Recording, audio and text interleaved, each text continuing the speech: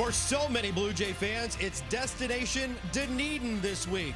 March break has arrived. That means a chance to watch a lot of Blue Jays baseball. Today at TD Ballpark in Dunedin, Florida, the Baltimore Orioles will take on the Toronto Blue Jays. Once again, it's a pleasure to bring you to the broadcast booth. I'm Ben Wagner next to Joe Siddall. We'll have Hazel May coming up in just a moment.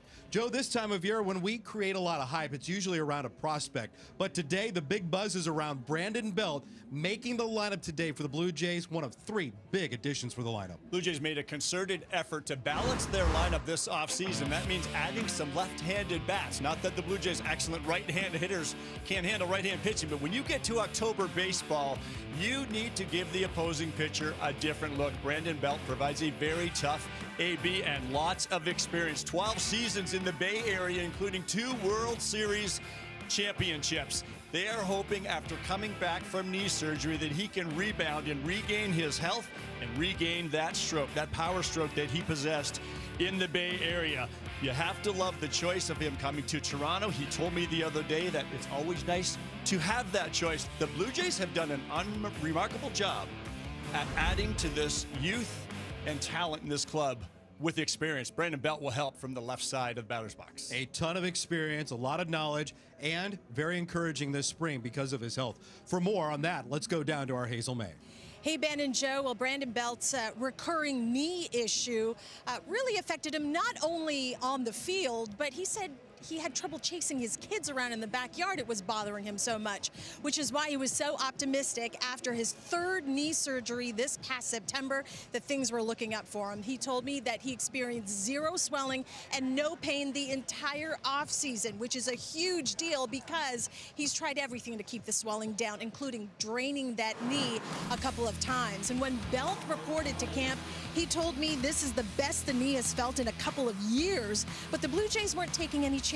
Belt was on a deliberately slower ramp-up program, nothing drastic, but they wanted to make sure he had his legs underneath him before game action.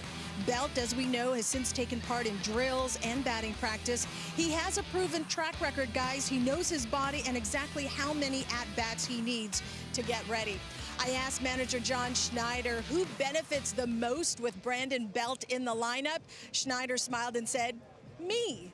So, Ben, if we get Belt back to his old self again, everyone looks good.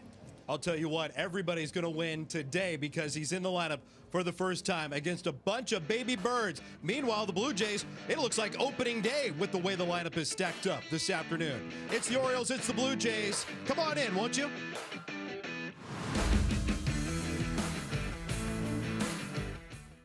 Show your love for one of baseball. Tough weather day here in Dunedin, Florida. Not a cloud above us as we settle in to get ready for spring training action. Ben Wagner, Joe Siddall, Hazel May, all on hand for weekend Grapefruit League baseball. Who's in town? The Baltimore Orioles are in town, and they have got a lot of youth and prospects in their lineup today. Gunnar Henderson is the top prospect in minor league baseball. He'll bat second. Another name to watch is Jordan Westbrook. He's going to start at shortstop. Colton Cowher is spotting for an opportunity really to make some noise in camp. And then later on today, all those all-stars for a guy that wore Holiday on his back. Jackson Holiday was the #2 pick a couple of years ago. He'll play later on. And they will face Chris Bassett making his 3rd start of the spring. The 34-year-old signed a free agent contract in December with the Blue Jays, 3 years and $63 million to solidify this rotation. 2 times he was a top 10 Cy Young vote getter. That was back with the A's in 2021. Last year, Ben, with the Mets, career high 181 2/3 innings. He will throw the kitchen sink at you, changing speeds and making hitters uncomfortable, inducing a lot of soft contact. 3rd start of spring training for Chris Bassett, the 34-year-old. Made out against Detroit and Philadelphia. Now he gets Baltimore. It'll be interesting as he throws the kitchen sink what kind of timing mechanism he uses today. He has been using the PitchCom device from the mound. He's altered the rhythm of his pitches, the cadence that he's been on the hill, and he's going to work out of the stretch sometimes. He's going to work out of the windup sometimes. It'll be a very interesting start for Chris Bassett. All told, another big step in ramping up, getting that pitch count elevated. 0-2 on Terrin Vavra, leading off this ball game. Colorado Rockies drafted him in 2018, traded him to Baltimore. He debuted in late July. It is an all-lefty lineup today against the Blue Jay right-hander, Chris Bassitt. There are 7 left-handed hitters in this lineup. From a pitching perspective, is this something you want to see, or you want to see a little bit more balance in your opponent's lineup to see how your stuff plays? If you're Chris Bassitt, these guys have been around an awful long time. They know exactly what they need to do in the month of March to get ready for when that curtain goes up. Still a ball and 2 strikes. 364 days ago, Chris Bassitt got the phone call that alerted him that he's going to get traded. Oakland put a for sale sign in front of their ballpark, and boy, did pieces really start to fly off the shelves, including the Blue Jays actively acquiring Matt Chapman. Chris Bassitt went to New York with the Metropolitans, and he gets his first strikeout of the afternoon. Vavra gave him a battle, but Bassitt wins it, getting him looking. Defensively behind Mr. Bassitt for the Blue Jays, we are going to see what we think is going to be the opening day outfield for the first time this spring. Varsho in left, Kevin Kiermaier in center, Springer in right. And in the infield around left to right, Chapman, Bichette, Espinal, Kevin Biggio in for Vladdy. Still nursing that knee, and Denny Jansen behind the dish. Good defense for Toronto, and maybe the highlight is adding Kevin Kiermaier in center field. Well, this was a guy who spent his entire career in Tampa Bay, 4 trips to the postseason, one of those in the World Series and a loss to the Dodgers in 2020, but a 3-time Gold Glover and a Platinum Glove winner as the best defender in the league. It's all about health for Kiermaier. It's been a battle in his career. He had hip surgery. He said he feels good. I think Kevin and I think the Blue Jays would be thrilled if he can give him 115, 120 games and be able to still maybe fill in late in ball games in the outfield. An excellent, excellent defender. Number 1 prospect in the game is Gunnar Henderson. Bassitt in front of him, 1-2. Snapped off that big curveball. I was chatting with Kevin Kiermaier a few days ago, and that energy that he always possesses seems to be at a new level. He is so happy to be wearing a Blue Jay uniform, and he said, I am right where I need to be right now in my career, which is saying something for somebody that might be a little hesitant coming off a hip surgery the way that he plays. But I think he believes walking onto the field today, starting today through spring training, but even into the regular season, he feels like he can grab another Gold Glove. And I don't see why not. We've seen him play center field an awful long time. Blue Jays fans probably not big fans of Kevin Kiermaier. He's taken a lot of base hits away over the years, but now he is on their side. Anderson tracks it outside to keep alive. In the majors 2 months before he turned 21 years old. At 61 extra base hits last year, a 5-tool player for the Baltimore Orioles. On the diamond at second, third, and short. Bassitt taps the pad and the 2-2. Muscled up the right field line, just foul.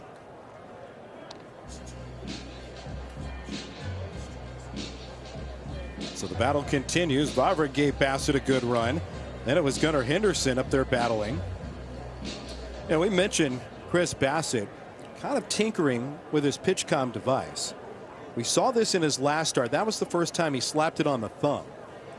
Working with Danny Jansen behind the plate. Jansen receives what Bassitt has selected in an earpiece that he wears. It's tucked into his ear.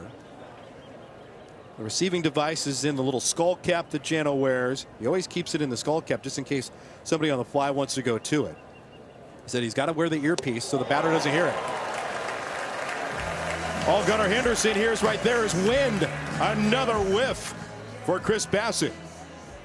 So many different pitches, and Chris Bassitt is all about inducing soft contact, but he is always trying to avoid the damage areas of hitters. And when you can move the ball around and then go really slow with that slow curveball, you catch a hitter way out front. Here's Ryan O'Hearn, who's battling for a roster spot with the Orioles.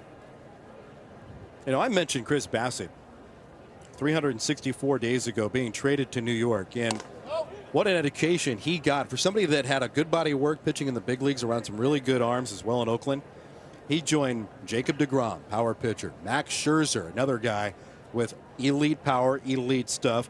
Really picked the brain of Carlos Carrasco. He got a well-rounded experience in just 1 year with the Mets.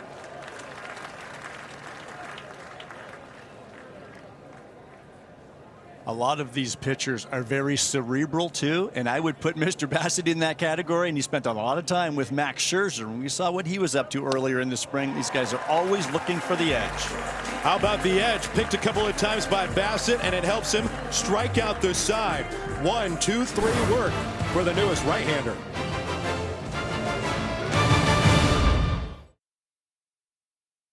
What he's rolling out today in Dunedin, it certainly feels like something you might see on opening day in St. Louis if you add Vladimir Guerrero Jr.'s name in there. Now, Vladdy's still dealing with a little bit of a knee issue, but here they are. George Springer, Bo Bichette, Brandon Belt making his Blue Jays debut today. Matt Chapman gets the cleanup spot. Dalton Varsho, Danny Jansen. More utility work for Kevin Biggio, Santiago Espinal, and Kevin Kiermaier clearing the card. Austin Voth, a fifth-round draft pick of Washington back in 2013, trying to crack the rotation or at least the bullpen for these Baltimore Orioles this season. Parts of 5 seasons with the Nats before the Orioles claimed him off waivers last June. Pitched to an ERA just over 3, 6 shutout innings against the Blue Jays last August at Rogers Center. Big outing for him trying to make this club. Springer skies one towards right. Franchy Cordero jogs in. And there's one down. You think about 1, you think about 2 in the lineup. It could very well in St. Louis be George Springer in that top spot. Bo Bichette, who's heading up right now. Number 3 belongs to Vladimir Guerrero Jr. Maybe the only question mark, and still a talk of camp, is who gets that cleanup spot in the lineup. And that could be talk for a while. That even 4, 5, 6, and how that configures. If Kirky's in there, is he in the 4 hole?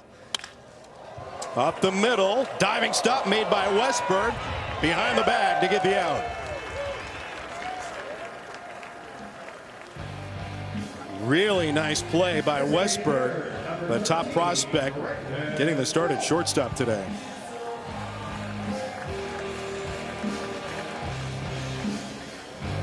Boy, as a hitter, Joe, you wonder if you would rather just hit into the shift if you're Bo Bichette, or if you want somebody to get a gold star next to their name for the play they just made. This is Brandon Belt. Blue Jay fans are getting their first look at the newest Blue Jay, one of 3 position additions that the Blue Jays went out and got. Signed him to a 1-year deal after a dozen seasons in San Francisco. He might feel more comfortable looking out at that Oriole uniform and seeing all that orange. I don't know how he's feeling today about all that Blue Jay blue that he has on. Well, after 12 years in the Bay Area, this has to feel like a fresh start for Brandon in a new country with a new team. And certainly the wealth of experience is going to help out with this club. When we think about the Blue Jays, and I asked Brandon that last week, and what enticed you to come to Toronto? And of course, a free agent contract and money does, but he talked about the youth and the talent. But I think sometimes we got to take a step back and remember what the Blue Jays have done in adding a lot of experience to this club. You think of Chapman now and Springer, Whit Merrifield's come aboard, and now it's Belt, Kevin Gausman, Chris Bassett. So a lot of veterans, Barrios with his extension, have really complemented that young core, and that is how you put it together. A lot of consistency from all the names that you just rattled off over their bigger body of work, right? Whit Merrifield in Kansas City was an everyday player, ton of hits. He understands the grind of 162 physically, mentally. Brandon Belt certainly with a decade plus with the Giants and all that success. Patient at bat, his first time at the plate, will grab a base on ball. And we will see many more at-bats like that, plate appearances from Brandon Belt. He will work the count, not going to chase a whole lot. He is going to make the guy on the mound work and come to him, and sure enough, draws the free pass. Runner at first, 2 outs in the first. Matt Chapman's first at bat today. 3 for 16 in spring, and a brand new look in the batter's box for Chapman. And you can kind of see him scraping up the right-handed batter's box there a little bit, putting little cues down into the clay. This is all a product of the 5 days that he spent hitting with Bo Bichette. They did a deep dive into how Chapman wanted to approach this season. He found a rhythm when they met in Texas. Said, this really feels good. I want to take it back to the complex in Arizona, see if I can continue the trend. And so far in spring training, it hasn't been easy for Matt Chapman to make these big adjustments, but this is the time you tinker with stuff. Chapman felt that with his leg kick, he really wasn't getting a negative move, something back in that load into the backside, into the back hip that a lot of hitters talk about. It was more of a leg kick and forward, and that can be an issue for hitters. He's just trying to get a better look at the baseball and get a little bit of a load, and it's more controlled with that little toe tap that he has going on. And you look no further than Bo Bichette. A guy with the toe tap sometimes. He's got that two-strike approach, of course. So not everything has been mimicked by Chapman in this sequence, but the big boppers for the Blue Jays have that load. Guillermo Martinez, the hitting coach, loves to get guys going back and then forward. Chapman pops it up, left side of the diamond. Henderson calling for it, angling over from third, and it jumps out of his leather. Belt will tiptoe into third. Henderson got caught off balance, and it popped right out of the mitt. Well, spring training baseball, we are going to see windy conditions. Very rare do we see the day where the flags aren't doing a whole lot, but that's a young player right now battling the wind here in spring training in Florida, and it's a very difficult time to, as a young player, to get acclimated to a position, but has a bit of youth and inexperience right there. There's Dalton Varsho, takes up and out. Blue Jays acquired their new left fielder, Dalton Varsho, and paid a pretty good ransom for it. Lourdes Gurriel Jr. is going to be in the outfield in Arizona. Last year's #1 prospect, Gabriel Moreno, who got a taste in the big leagues. He was part of the package to get Varsho.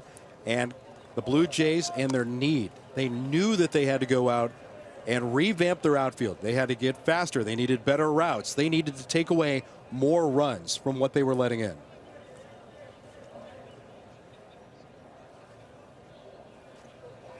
And Varsho being an excellent defender, then you've got Kiermaier in center, and you can just imagine what they are going to do in the outfield this year, moving George over to right on a regular basis.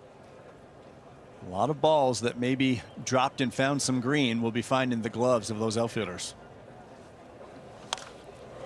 2 balls and 2 strikes on Varsho.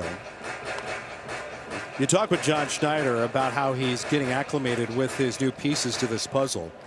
I asked him specifically about Varsho. I said, you watch him on tape, you see the highlight reels, you know that he's got pop. What's really jumped out? He said he's better than advertised. You put the eye test on Dalton Varsho, especially defensively, he impresses you. And not a lot of experience in left field where we'll see him a lot. And I asked him the difference already. What is he finding? And outfielders will often say, and Dalton said the same thing, in left field, right-handed hitters, they won't hook the ball as much down that left field line. Lefties will flare it. But in right field, the lefties will hook it a lot more. So it's just a difference of the spin on the baseball that you get acclimated to. And so far, the returns have been very, very good for Varsho. He's been tested with balls over his head, near the line. He's played 1 hoppers off the wall, and let's not discount his arm, too. Strong, accurate arm. 3-2 with 2 down. Ball 4. Second walk issued by Voth. Plus the air. The bases are loaded for Toronto. Talked about the tough at-bats that Brandon Belt provides in our open, Ben, and 2 quick outs. He draws the walk, an error and a walk, and all of a sudden Danny Jansen's got a chance to do something early here with the bases loaded. Drives it up the line and right, slicing into the corner. Foul. Not by much. Jansen trying to go the opposite way with the bases loaded. You know, this is a really big confidence at bat for Danny Jansen.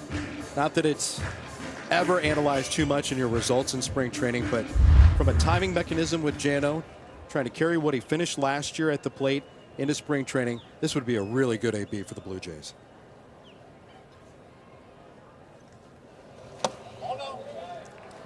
One ball and 1 strike. He was a little bit late on that first pitch fastball from Voth, and one thing Danny will do, he'll try to get that bat head out there and look for something to drive, generally to the pull side. That's what he feels is his strength, but pretty good knowledge of the strike zone as well. Shallow and right center. Cowser and Cordero. From center, it's Cowser handling the fly ball from Jansen. couple of Blue Jays in the lineup today that you've been waiting on seeing, including Brandon Belt. A lot on his plate these days. He's a new dad. He's learning baseball's new rules, and he is still getting to know Chris Bassitt, his latest battery mate. I asked Jansen what his early impressions are of Mr. Bassitt. He told me he is extremely intelligent with that baseball. He has a lot of pitch mixes and in turn has a lot of different ways to attack hitters. So no surprise that Jansen has been, in his words, really stressed out about being ultra focused on preparation when it comes to Bassitt on the mound. With the new pitch clock and pitch comm, there's not a whole lot of time to second guess, he told me. It's really going to come down to good communication, earning his trust, having a solid game plan, and above all, guys, believing in each other. I think, Hazel, that's where Danny Jansen really started to understand the relationship with a pitcher-catcher when Hyunjin Ryu and his bag of tricks came to the Blue Jays in 2020. Deep pitch mix. Ryu had a specific way about going after things, attacking hitters. There was a language barrier in there, but he earned the trust of Hyunjin Ryu, and now we have seen the ripple effects of that with big additions like Kevin Gausman, Jose Barrios, and the most recent we've watched over the last couple of weeks at the Player Development Complex, the way that Chris Bassitt goes about his work, and right in tune, Danny Jansen. And Ben, it's difficult. For a catcher, it's difficult because you're dealing with a guy like Bassitt that throws all of those different pitches. He'll do them at different times. So you really want to try to be on that same page, but it's also so important that you provide that for him. Varsho hustling back. That ball went over his head. Looked like it started to take off on Varsho and left. And Franchi Cordero trots into second. Well, speaking of wind, that ball looked like it played all kinds of games. Watch Dalton Varsho. He came in at first and thought, okay, no, I've got to go back a little bit. Outfielders will do that once in a while. But then it just kept carrying, swirling. It went to his right, and he was nowhere near that baseball. So, speaking about figuring out a new position on a windy day here in Dunedin, not easy. That's a Grapefruit League special right there, buddy. But when I was talking about Jansen as a catcher, so Danny's not a young catcher anymore, but he's a younger catcher catching Chris Bassitt, the veteran right-hander that's been signed as a free agent. You want to be really good for him. You want to be right on that page, so you're trying so hard to read his mind. And we said Chris is such a cerebral pitcher, always thinking of finding the soft spot in those bats because he can induce some soft contact. Struck out the side and a 1-2-3 first. The win with the assist to give Cordero the double. You mentioned that soft contact, and while Bassitt had career best in a number of the traditional categories, there's a big number that jumps out for me with Chris Bassitt, and that is a career best ground ball to fly ball rate. I mean, the best of his career, it was on the ground. And I think that has a lot to do with the variety of pitches. As hitters, you're uncomfortable, you're not sure where he's going, and especially when they're out front and rolling over. Drifting towards Springer in right field. Cordero tagging. Springer's got a great arm on a bounce. Not in time.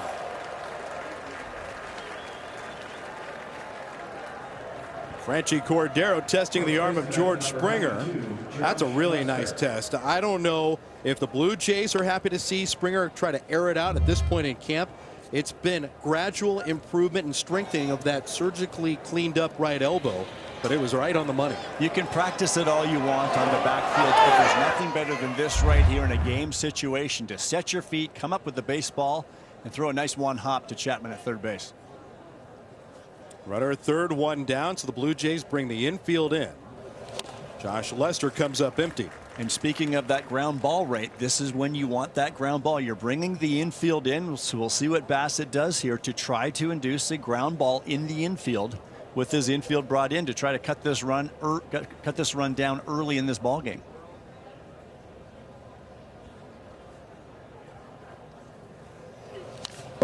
Fouled back.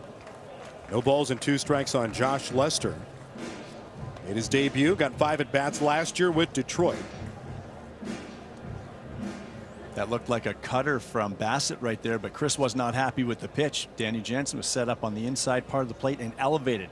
He wants to get that cut fastball in on the hands of the left-hander, and he left it out of the plate and got away with it.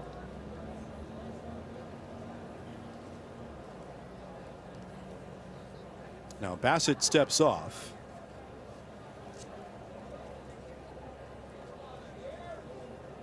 That might have been called by the batter. Coming inside again. Timeout was called by the batter, so that was a Bassett pause for a moment when he was on the hill.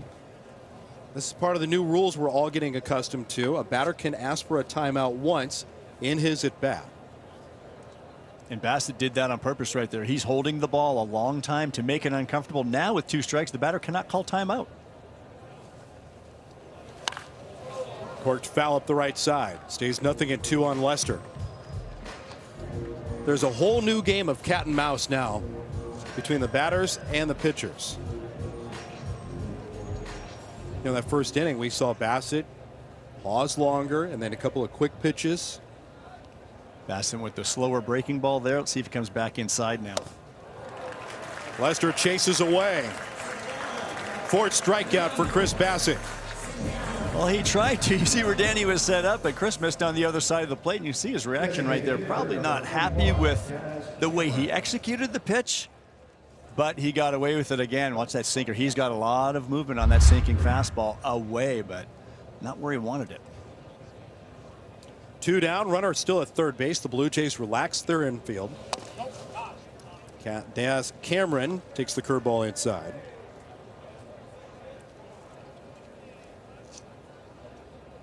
Last handful of years, we've seen a lot of Cameron with Detroit. Debuted after he's acquired from Houston in the Justin Verlander deal. Chapman tried the sliding stop, couldn't snare the backhand. Varsho picks it up next to the line. A good throw to second, but Cameron hustles in with an RBI.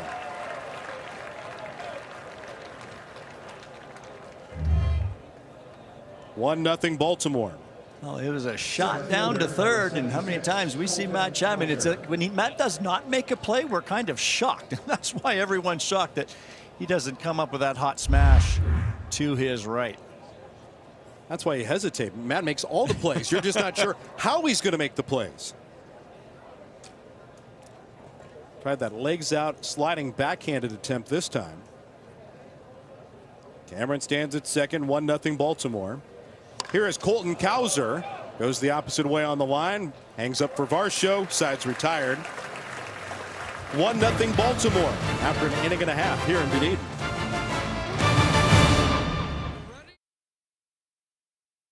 Are you ready to experience the new outfield district? All fans coming to the ballpark can visit the spaces when they attend the game. Unique menu offerings, exciting new views of the field, and live entertainment to enhance the atmosphere in each space. You need another option? Buy an outfield district ticket for only $20. All in. This is general admission ballpark access, and a ticket is available for every Blue Jays home game. Visit bluejays.com/outfield district today.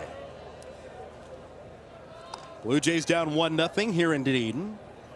Second inning at bat for Kevin Biggio. Last third of the lineup for John Schneider, with Espinal and Kiermaier set to follow. Kevin has played a lot here in camp. He's having a really nice spring. 8 for 22, hit a home run on Thursday. He's been playing all over the diamond as well. No surprise. Seems to be his general theme of spring training this year. He's going to play first. He's there today. Vladimir Guerrero Jr. taking some time out of game activity, letting that knee inflammation calm down. That happened just over a week ago. Good news on Vladdy's MRI. No structural damage, but we've seen him ramp up his activity across town at the Player Development Complex.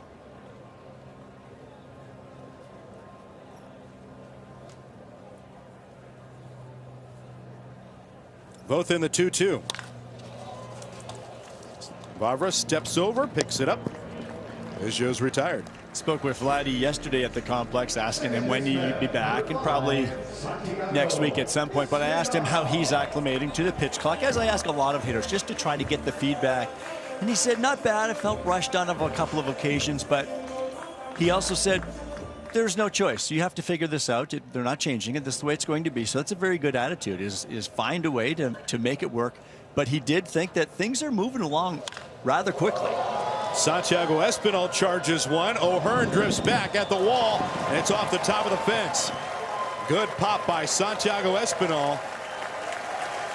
Boy, he has really found his stroke here in spring training. Victor Martinez has been in the backfields in the ear of Santiago Espinal, and that tutelage has made a huge impact. Santi has been in Victor's back pocket around that batting cage every single day. We saw him taking batting practice yesterday. One thing Santiago wants to continue to do is get better against right-handed pitching. This situation right here, that's what will get you into the lineup more often. Kevin Kiermaier batting ninth today. You know Victor Martinez loves it. The Making professor. notes right there. The professor taking notes. He might be the dean down there.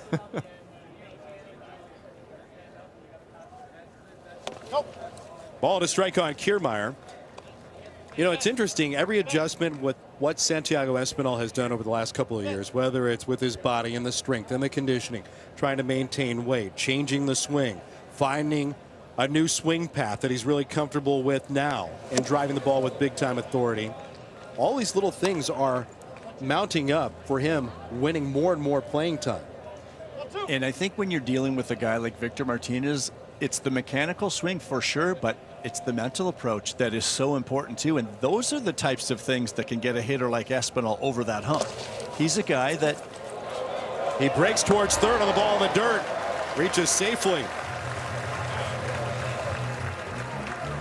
Good read by Espy, reading that ball in the dirt, but he's a guy that would deviate from his game plan far too often back there. When you get a guy like Victor Martinez who's been around the game so much, he says you've got to be disciplined in that regard, and you do the little things like this, and more Blue Jays you see this. You got a good secondary lead. You don't want to get to a point where you're stuck. That momentum should keep going. Read it in the dirt, continue on. 2-2 to Kiermaier. Both misses high with the infield drawn in around him. You know, and Espinal was almost challenged by Victor Martinez in their conversations too. He said, well, why are you ditching it? If you feel like it's working, why are you up there in the moment? He said, trust your stuff. Trust the work that you're putting in. Whether it's something you find in the cage during flips or video work, just trust it. And then just organically, Espinal found it working for him in this spring training.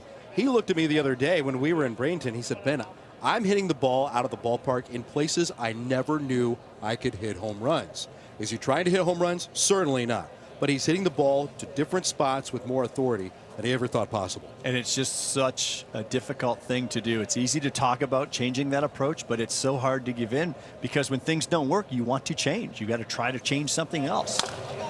Victor's saying, no, you don't. If you believe in your approach, stick with it. And that's that discipline. It's within an at-bat. It's between at-bats. It's in a game. It's sometimes over the course of several games or a week where you're stuck in that 0 for 17 and you feel like you have to change something. And Victor's point is, if it's the right thing, you continue to go with it and be disciplined in that process. Kiermaier takes low. Blue Jays grab another walk from Austin Voth. Runners are on the corners as we check in with Hazel May. Hey, Ben, Joe is bang on regarding Victor Martinez. He told me that the mental approach he's trying to instill in the young guys is the batter's box is your office. You should come to work with a purpose and a plan and stick to it.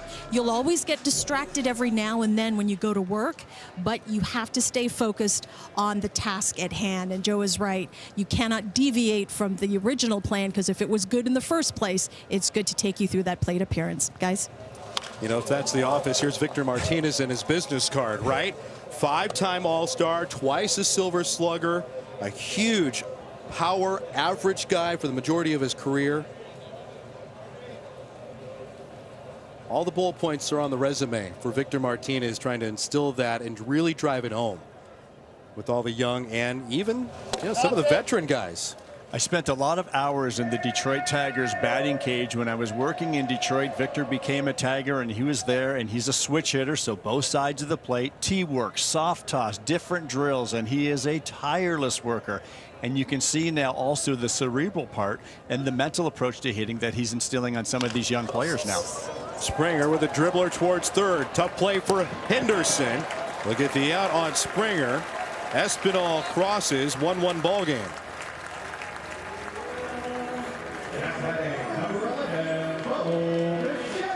Well, that's where good reads on balls in the dirt can pay off and lead to a run. The Blue Jays were doing that on the half field the other day at the Player Development Complex.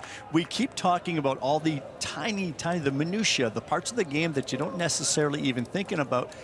They have covered, I think, everything in this camp. John Schneider has dotted every I and crossed every T when you think of things that can happen in a baseball game to provide an advantage to your club.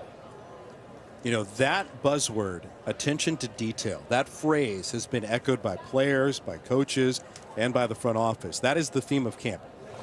Overarching attention to detail. Bichette trying to send it out of play. Well, that checked up closer to the line, I think, than anybody really anticipated. 0-2 on Bo Bichette. But that attention to detail then also comes with accountability, right? And how you do that, how you're working on those details. Because the Blue Jays know that over the last couple of years, some lapses, whether it's on the bases or routes or throwing to a base here or there, might have been the difference between 1 or 2 runs. And over the course of 162, that might mean 2, 3, X number of wins.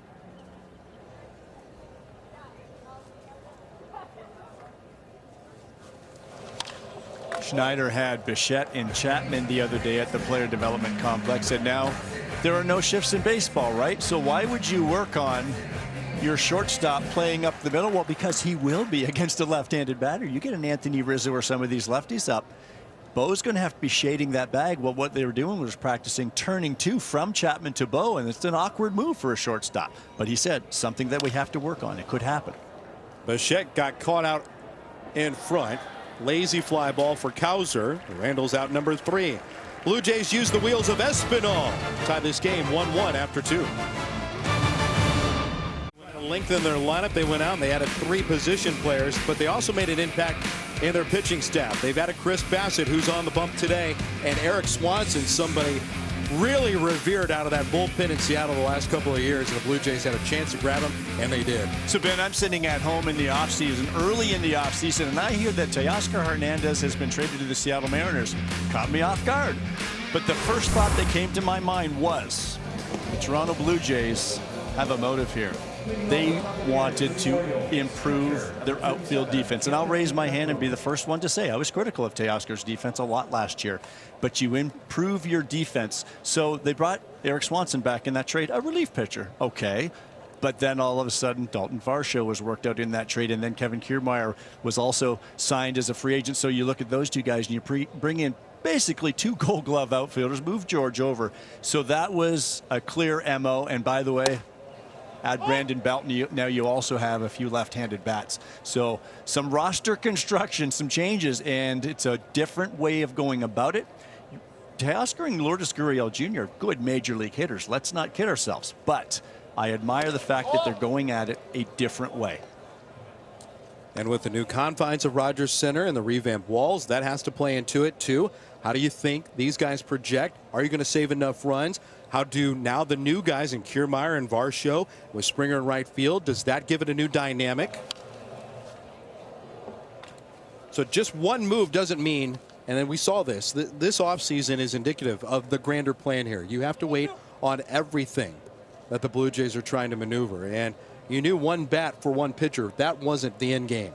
Right? You lose 30 home runs, 90 RBIs with Teoscar Hernandez. You know the Blue Jays are going to have to address that. They're going to get somebody back. They're going to try to amplify that lineup. And you can do it different ways. And when you do it with that outfield defense, and we saw it, let's not forget, Blue Jays fans, let's forget that very last game of the season in the playoffs.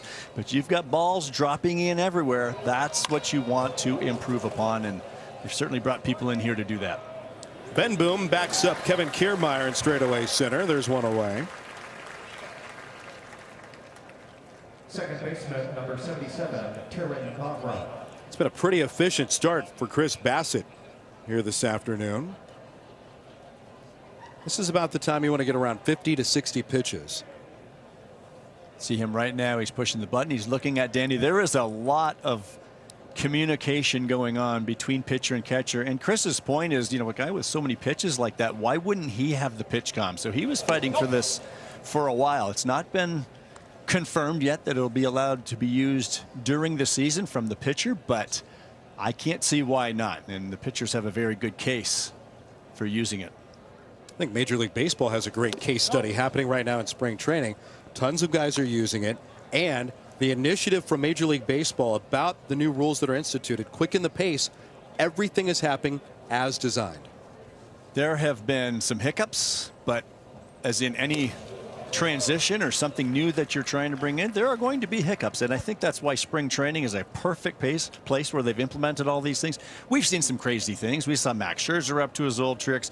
We've seen some things even in the Blue Jays games, but more importantly, I think when you take 4 weeks, 5 weeks of spring training, once we get into April, most things will be ironed out, and that's what they said when they did the experimenting in the minor leagues. 4 to 6 weeks was about a perfect time to really reduce the violations almost to none.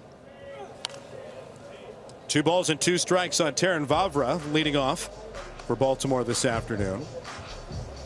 And there are inevitably going to be growing pains with any adjustment, the simplest or the largest ones. 3 major adjustments in the rule changes this year. You mentioned that 4 to 6 week window in the minor leagues. Well, guess what that 4 to 6 week window is? Spring training. Ground ball towards the middle, hops over the bag and into center field. A 1-out single for Vavra.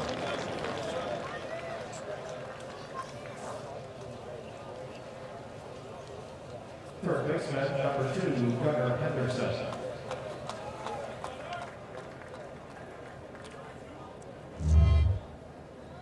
Blue Jays and Orioles tied 1-1. Watch Chris Bassett here, Ben. He's going to go for the ball, but then he says, nope. Well, do you remember what used to be? Used to be an infielder in behind that second base bag, so he's adjusting to that as well. So often did we see with the shift somebody right behind that second base bag. And I'm not convinced that Bo Bichette is not going to be planted in the middle of the diamond once the regular season comes, too, with the left-handed hitter at the He'll plate. get there as close as he can to that second base bag, I'm sure. Uh-oh. A couple of umpires were all on top of Chris Bassett and that balk move, and now he's asking for an explanation. Looks like he agrees with the umpire after all, after a little, after a little dialogue. We'll get another look at it, but it was called abruptly. Chris disagreed at first. Yeah, we were talking about growing pains. Here we are. Yeah. Right? This is where you iron out all the wrinkles.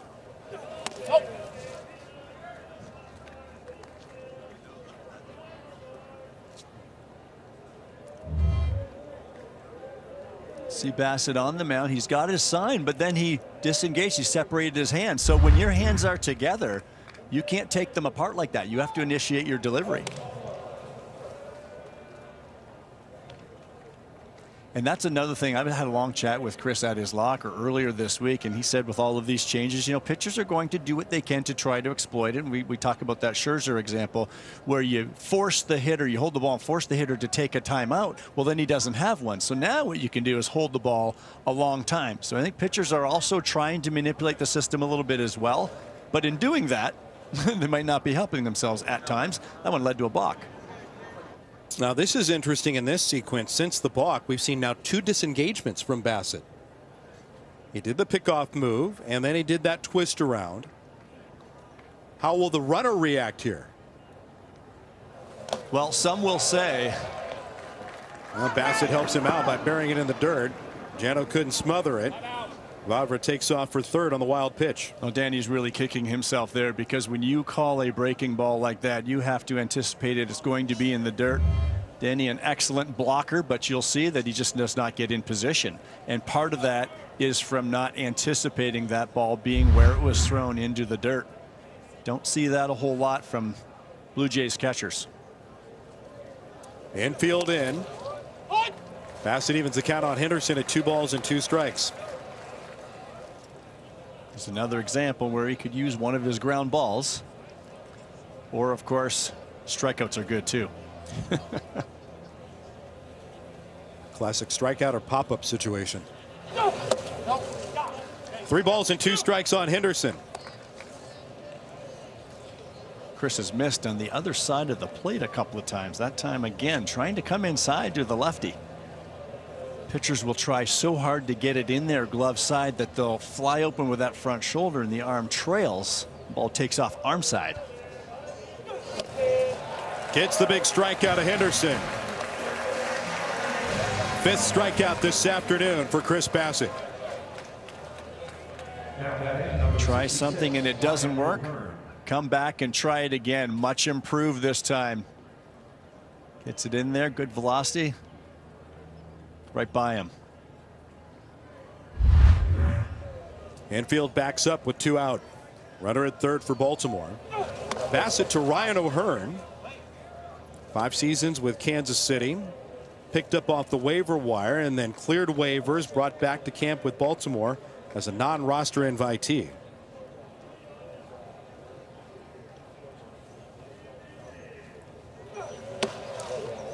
Bassett misses with a curve and it's 2-0.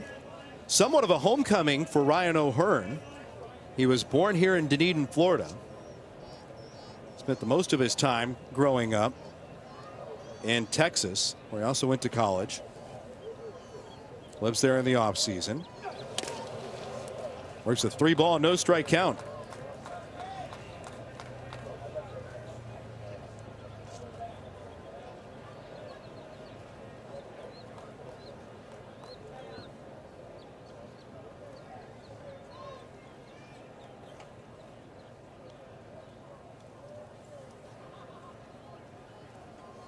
Does anything say more that it's spring training than a couple of birds chirping in the background? A couple of casual conversations on a crowd mic. You mean in a Blue Jays Orioles game?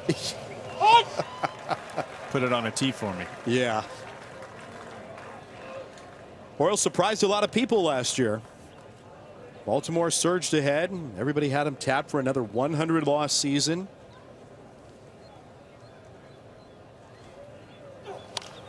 Lined off to the left. They had some epic battles with the Blue Jays too.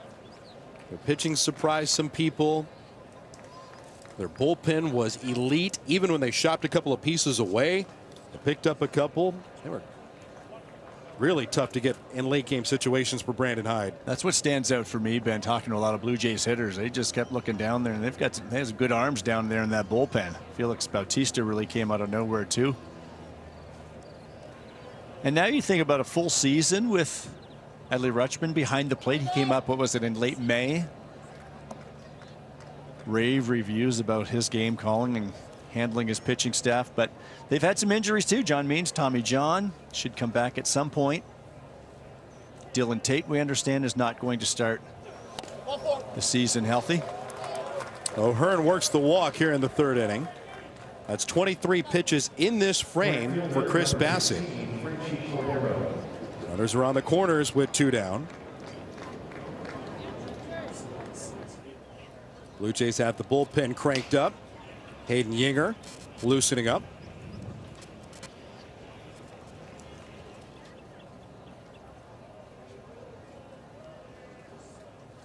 Target we thought today 50 to 60 pitches for Chris Bassett. He's set for his 55th. Trying to get out of the 3rd. Curve ball wrapped around the corner to Franchi Cordero.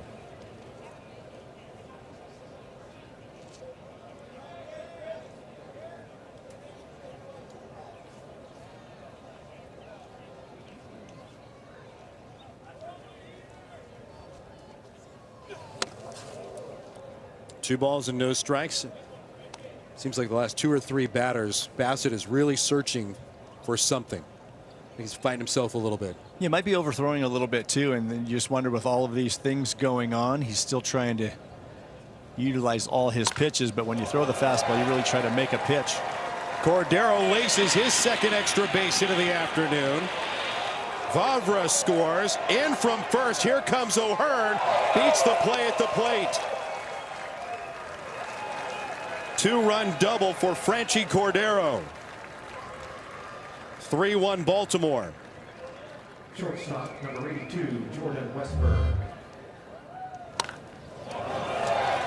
This one stayed out over the plate just a little bit, and the hitter gets ahead in the count, and you get into swing mode. It's an aggressive mode. He gets something he can handle. Cordero is 2 for 2 with a couple of doubles, 2 RBIs and a run scored. Jordan Westberg, it's his 2nd at bat. One of the prospects that made the trip up from Sarasota today. Most of his playing time was at AAA last year. He has hit in every single level that he has played with the Orioles. He had 69 extra base hits. 23 years of age, knocking on the door of the big league roster. Likely ticketed to go to AAA Norfolk. But I think the clock is running for him and a couple of others.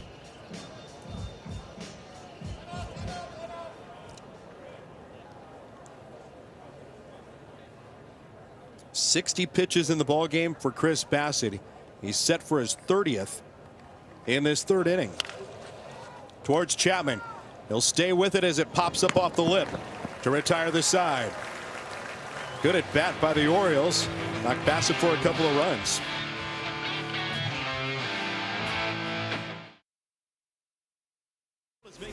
Brandon Belt is making his first start of spring training, so Blue Jay fans are getting to know their DH and backup first baseman. And over the last 3 years, we have seen the power, both with the numbers that he's produced, including the big home run total from a couple of years ago where he cracked 29. We've also seen the average from Brandon Belt. This is a very good big league hitter that's been doing it a long time, and he's coming back from that knee injury and knee surgery. You hope that his health is restored and also that rebound to get back to those 2021 numbers for the Blue Jays this season. Good swing to drive that one and clank it off the glove of O'Hearn in left center field. A little difficulty fighting the sun for the Orioles on the left side today. Belt will benefit and stand in scoring position. You know, in that 2020 season, Joe, Brandon Belt was an MVP finalist. He had a solid average. Remember, that was the pandemic year. The follow-up in 2021, the average wasn't above 300, but still respectable at 274. He had the 29 home runs. Playing by the Bay, you always wonder how the pop is going to translate in San Francisco, next to McCovey Cove. And now going from the Bay to the newly renovated Rogers Center, that's a drastic change in home ballpark, so you certainly hope that will help. And you know, when you've been somewhere for 12 years, I can imagine that, you know, things have gotten a little stale for him. 12 years with one club, couple World Series, it was all great. But how about a breath of fresh air with a new team? Rolled into right field, a base hit. Blue Jays will play it safe with Belt. Put the stop sign up at third base. Matt Chapman with the knock. The Blue Jays manufacturing something here off of both in the third inning. And there's a good example. Watch the leg, just a little bit of a toe tap, a little bit more controlled for Matt, and that's something that he's trying to do, and being able to do that right there. Shoot something the other way, which on a lot of occasions would have been an RBI single, but they're not going to push Brandon Belt very much on the base pass right now. And you know what? He's fine with that. Yep, so are we. Absolutely. You know, he's somebody that has made the opening day lineup 12 or 11 out of the last 12 years. And it's March the 11th. It's March the 11th, and he's even comfortable perhaps not even playing. I think in my conversation with him, he was comfortable not even playing this week. Yeah. If he could give it a full go over the last couple of weeks of spring training, he'd be perfectly fine with that. He said, look at my role in the month of April. Am I going to back up Vladdy? Sure, I'm going to back up Vladdy. Am I going to DH sometimes? Sure. Am I going to be a threat coming off the bench for the Blue Jays late in game situations? None of that means that he was expecting to play every day. So that's why there was no real urgency to get 50 or 60 at-bats. That's why he's comfortable going into opening day with perhaps 30 at-bats. Yeah, especially for veteran players. They really know what they need. And even for players, I was talking to Vladdy yesterday regarding his knee, and he said, yeah, 30, 40 at-bats should get me ready for the season. Like, they already know what they need to prepare, and that's why he's not too concerned about sitting out a little bit right now. He laughed too regarding the speed of these games, because he says the games are moving along so well. You can get 3 and 4 at bats in a game easily. 2 balls, 2 strikes on Dalton Varsho.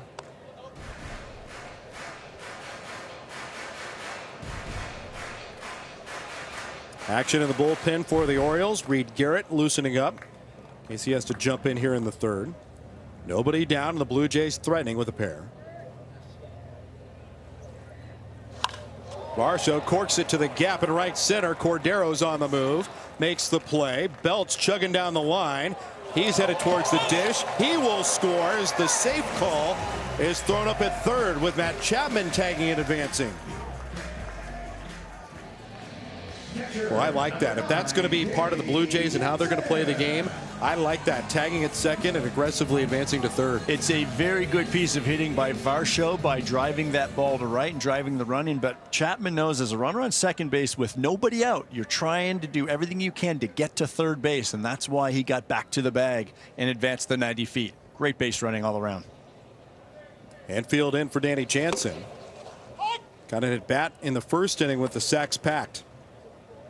And this is a situation again for Danny, infield in, so you don't want to get caught getting out front of a breaking ball like that and rolling it over into the ground. You want to get something that you can elevate.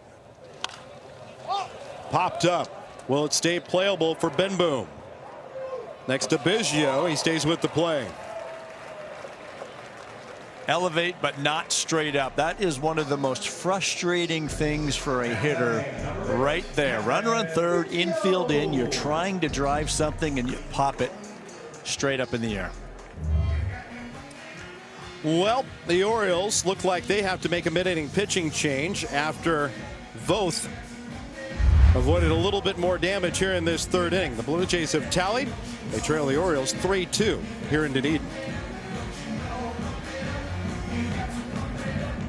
Great sights and sounds, not only at Rogers Center, but that warm breeze blowing around the drink rails and the walkway here at TD Ballpark in Dunedin, Florida. Now, Ben, if Jamie Campbell and I finish Blue Jays Central and the game starts, is there any chance we can sneak into that catch bar? Will anybody see us? Can you have a +1? Kevin Biggio bats against Reed Garrett. What a way to watch a ball game. I love it. I cannot wait to see fans just kind of hanging over the rails, begging for BP balls during batting practice when the gates are open early, let alone all the creative things that will echo down to the visiting bullpen from Blue Jay fans during the game. Very creative. Uh-huh. It's become such an event to go to a ball game now, and fans are going to get the entire experience with these renovations. I can't wait to get to Toronto.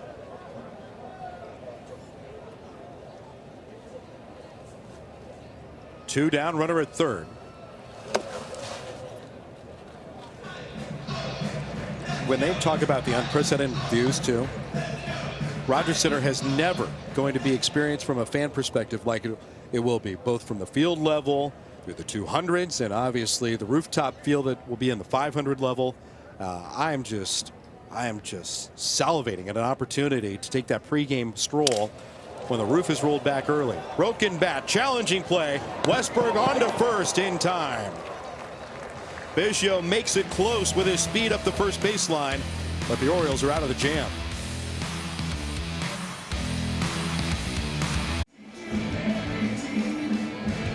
Blue Jay fans got a good look at Chris Bassett, the big right-hander added to the rotation, and here's somebody that's trying to make a splash for the bullpen, the lefty Brandon Eisert. 45 ball games last year in AAA Buffalo. And we love spring training because it gives us unprecedented access to chat with the Blue Jays in the middle of a ball game. And this is the newest Blue Jay, Brandon Belt, making his spring training debut. Brandon, I made the joke earlier, you might be more comfortable looking at the orange of an Oriole uniform than the blue that's on your chest. How did it feel today putting on that uniform, getting ready for a ball game? Oh, it felt great. I mean, the whole time I've been here, I've just kind of been on the backfields, trying to hang out with the guys when I can, but it's good to get out here with all the guys and play some baseball games with them. John Lester leads it off and takes a breaking ball in from Eisert. What's been the biggest step since arriving to Dunedin for you that said, I am good to go on March 11th? You know, it took a little bit longer than I thought it was. I'm getting on up there in age, so I got to warm the body up a little bit. Nice. Kevin Kiermaier with a fantastic sliding grab in straightaway center. I'm sure you can get accustomed to that very quickly. Yeah, y'all get used to that. That's going to happen a lot. But honestly, the guys have just been great. They helped me acclimate, get used to everything, show me around a little bit. I feel like I fit right in right now. Brandon, we talked about you in the open, and we talked about the left-handed bats that the Blue Jays have added. What does the change in venue mean to you, coming from the Bay Area to this newly renovated Rogers Center that you haven't even seen yet, but I'm sure you've heard a lot? Yeah, I actually went up there about 2 months ago, and I got to see it. I mean, obviously it wasn't finished, but, you know, you feel like you're walking into a big league ballpark when you go up there, and I know it's going to be awesome to play in. I remember playing in front of the fans up there, very knowledgeable, great fans. So it's going to be a lot of fun, and hopefully with those fences moved in, it means more extra base hits out there. What made the Blue Jays the right decision for you? You know, I think it was a number of things, but when it came down to it, I think, you know, to me, it was the best chance to go out there and win a World Series. I knew they had a good young lineup, a bunch of good young ball players, a good core, and I just wanted to come up here and help out with that. So I think when it came down to it, it was just the best place for my family and I to go and win some baseball games. You won a ton of baseball games, including 2 World Series championships. What do you see that maybe you saw in San Francisco with those 2 World Series winners that you see in the Blue Jays that tell you they're ready to make that next significant step? You know, when I walked into the clubhouse the first day, when we had that first team meeting, I thought to myself that this was a pretty special ball club. And it's because of the unity that we have here. And, you know, that's what we had early in the early 2010s when we won those World Series. Is just everybody was on the same page, working towards the same goal. And I know that sounds pretty cliche, but when you get a bunch of guys that go out there every day to try to win baseball games, that tends to happen a lot more. Your experience, Brandon, how does that help young stars like Vladimir Guerrero Jr. and Bo Bichette take this team to the next level now? Yeah, I mean, you got 2 young superstars right there, and they're going to get to kind of learn on the fly what it's like to win baseball games, and that's the best way to do it. You know, to me, when I walk in, I feel like I'm walking in with some veteran ball players. They just have that mentality about them, and I think that's what's going to make this team so special. How do you feel about going to the AL East? Because you were in deep also in the NL West, but how different do you think this is going to be for you? I mean, I think it's going to be pretty tough, just like it was over there. This, you know, could be arguably the best division in baseball, so it's going to be tough going out every single day, you know, facing some good pitchers. There we go. But I'm ready for it. Kevin Biggio to Brandon Eiser to get the final out. Our thanks to Brandon Belt. Welcome to Toronto. Thanks, Scott.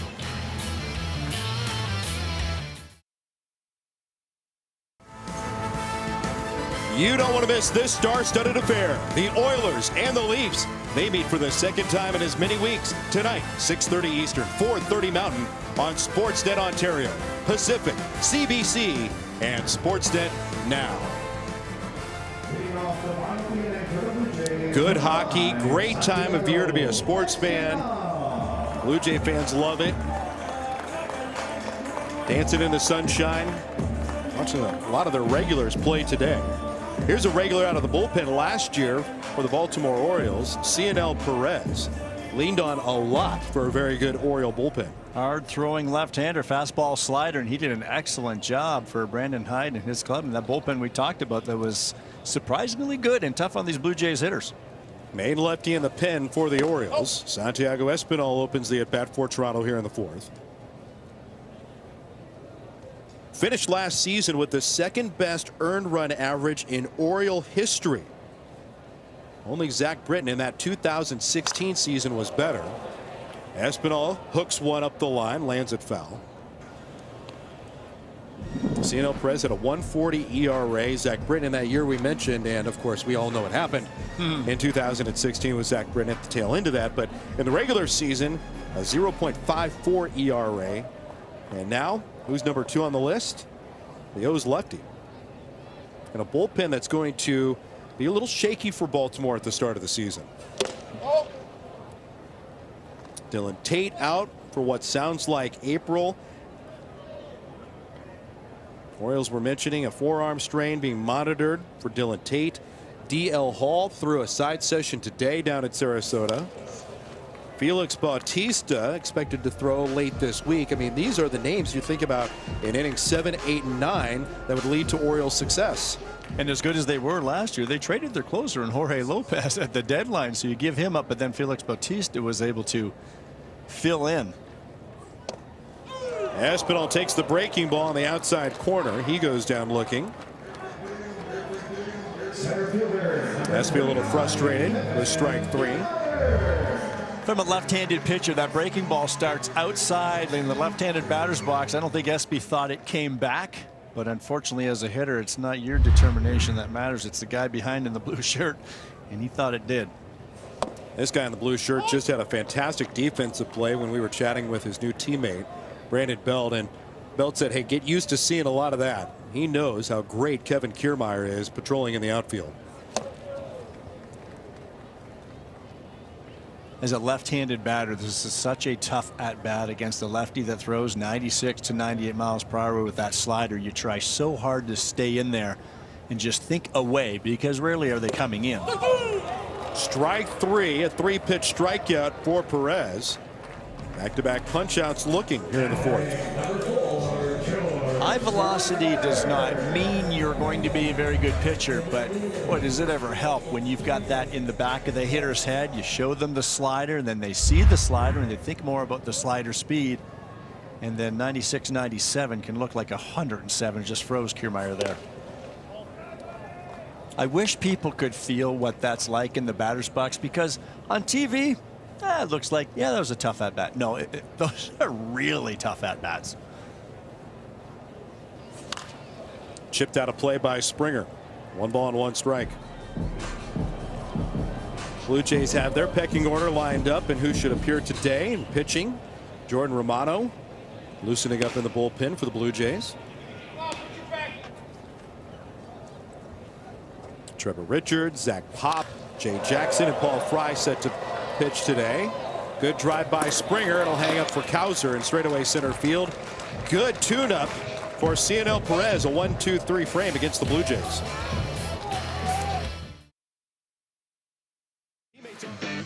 Teammates on the field. Now they're teaming up for a one-of-a-kind bobblehead. The first 15,000 fans at Rogers Center on Monday, April the 24th, will receive a Romano and Jansen handshake bobblehead, modeled after their signature handshake at the end of a save. You'll want to add this to your bobblehead collection. Visit bluejays.com/tickets. There are the two guys, emblazoned in clay. Danny Jansen, Jordan Romano. They teamed up a lot for that signature bow, didn't they? It was always great to see after locking up a Blue Jay victory. Can we get 40 of those this year, maybe? I think it's possible. Oh, I think it is too. But here's the thing. If this offense is firing on all cylinders like you anticipate, it might have to be less. Well, that would be a nice problem to have, but there'll be plenty of opportunities for Mr. Romano, I am sure. You know, the one thing I wanted to ask Brandon Belt about is the balanced schedule and how excited he is about that. We ask a lot about the American League Eastern Division for a lot of the new Blue Jays, but there will be less games in head-to-head play against the division opponents. So 1 less trip to New York, 6 less games against the Yankees, the Rays, the Red Sox, the Orioles. Always a thorn in the Blue Jays side. Anthony Benboom shears it away. 1 ball and 2 strikes with Romano working.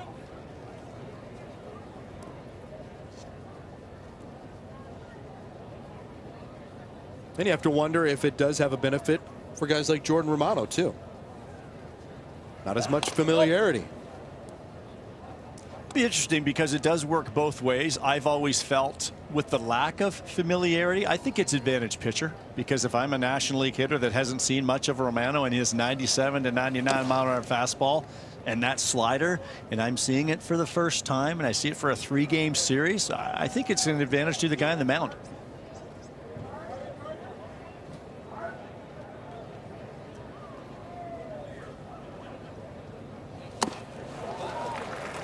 Tipped into the glove, held for strike 3. Benboom. 1 down. Number 77, Karen Barbara. There's that hard slider down and in, and it is biting. He gets a lot of movement on that pitch. Going down in the zone. Jordan gets a lot of extension on his pitches, a lot of fastball spins. We can really reach out there. I think the more unpredictable he can be, and that's why when he's around 50-50 fastball sliders like he was last year, so tough on hitters. 1 down as Romano works on Terrin Vavra in this lefty-laden lineup.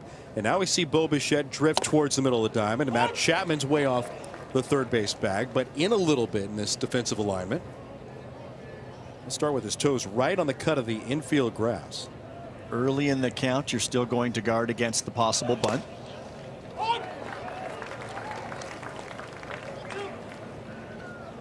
This is an Orioles team that had a Gold Glove winner at third base in Ramon Urias. There's a challenger in Gunnar Henderson, the top prospect in minor league baseball this season, making a run at that third base job, which is hard to believe when you think about a guy that might be knocked out of his third base position if Henderson does go ahead and win the job or see a lot of playing time at third base. You know what? That might be okay with Matt Chapman, too. He's backed up a little bit now at third, so it's interesting to watch the defensive alignment between Bo Bichette, Matt Chapman with the left-handed hitter at the plate. And Jordan's a guy, too, that we talked about the velocity of Perez last inning. He'll get away with hanging sliders like the one he just threw because of that high velocity that the hitter has to gear against. Ready for 98, and that's why you leave a slider out over the middle of the plate. You may get away with that a little more often than the guy that's throwing 93. So two very good weapons from the Blue Jays closer.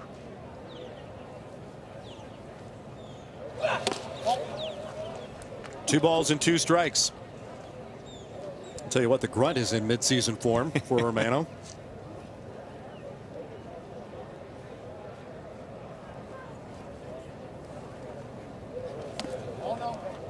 I don't think he's affected by the pitch clock whatsoever. You know, he tinkers with his delivery a lot. So this is just another adaptation for Romano. Yeah, I think it'll be with runners on base, the way he tries to abbreviate his leg kick. That's more of a concern for Jordan than any of the pitch clock stuff. Varsho at the sunglasses gleaming, backs up and stays with the play. It's been an adventure on the left side of the diamond. Varsho hanging with it, two down. Number 2, Gunnar Henderson. Well, I think what Dalton's going to have to take from today is you have to play that wind from the very beginning. See how aggressively he comes after this baseball? With the wind blowing hard from left to right, you don't go after that ball as aggressively. You can go after it much more slowly, so that ball more so comes to you. The last thing you want to do is overrun it, and he almost did. Here's today's third baseman for Baltimore and Gunnar Henderson. In the big leagues last year at 20.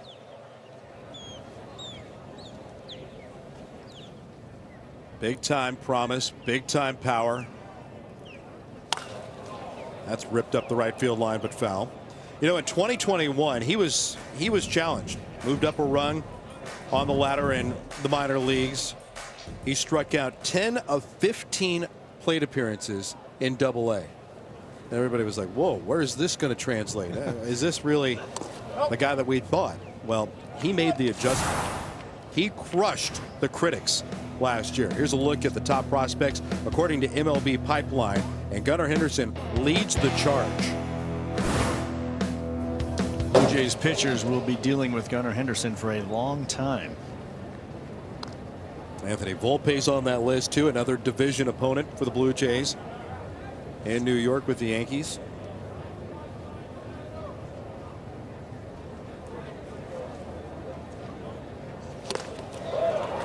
Big cut at the 3-1. 3-1 challenge fastball. The young man was ready. He took his hack, didn't get cheated at all. Let's see if Jordan goes back to the slider here. We know he likes that slider against lefties. Just misses up and away. Stayed with the straight stuff. Missed the edge of 97. Left fielder, number 66, Ryan O'Hearn. And this will be a good time to, we might not get a chance. I was going to say to see Jordan with a runner on base, abbreviating that delivery a little bit, but Schneider's going to take the baseball from him. Seems like that magic number has reached around 20 for all the Blue Jay relievers. Romano lifted by his skipper here, or maybe not. Maybe Romano's trying to talk himself into this ball game and work with it. Nope, forget that. Shower time for Jordan Romano here in spring training.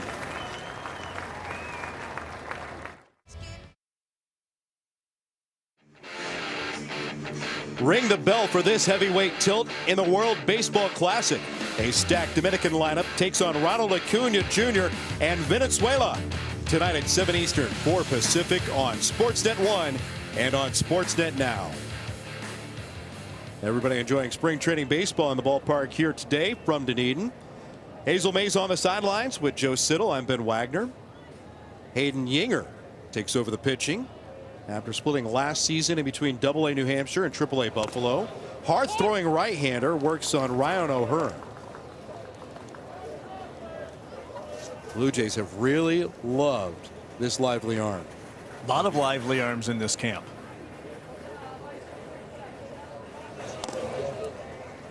One ball and one strike on the veteran O'Hearn. They're everywhere anymore. Doesn't matter if you're in A ball, Triple-A, Double-A.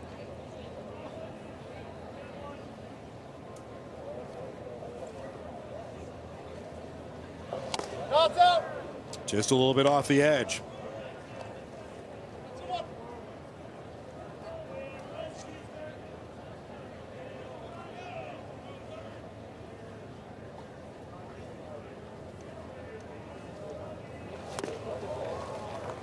Two balls and two strikes. Joe, do you remember being kind of one of those veteran guys in spring training and some of the younger pitchers appearing and trying to calm them down? Yeah, and I was never one of those that had an opening day spot locked up. So I maybe was a veteran player at times, being in AAA for a few years, but still not having that spot locked up. But when you've been around like that, a lot of these young pitchers, they trust in you, they listen to you, they follow your lead, and that's probably the best part of catching, is being able to take a young arm, especially a good one, and bringing them along. Runner was in motion, a pop-up backing up Chapman over the line, back into fair territory. He handles out number 3. Nice outing for Yinger this afternoon, getting a tune-up. Who needs the cottage when you can escape to Park Social for a one-of-a-kind experience at the ballpark? Located in the 500 level in the outfield, Park Social is the park within the park for all fans of all ages, featuring games, food truck style bites, and comfortable places to hang out while watching the ball game. Maybe even shoulder to shoulder with Jamie and Joe. You never know. Bring the whole family. Great ticket options are available at bluejays.com/outfield district. I'm seeing a lot going on in the outfield, Ben, and you mentioned myself and Jamie again. We might have to scoot away from our set on occasion. Try to get away with it anyway. The Blue Jays front office is so excited to give this renovation to their fans. I mean, they are elated. They talk about fans are going to be blown away on just how good it is to watch a game in these spots, whether you're above the bullpen, whether you're above the 500 level. Speaking of great views and where to watch a ball game, we know Hazel May always has a good view. She's down in the dugout with us this afternoon. Good afternoon, Hazel.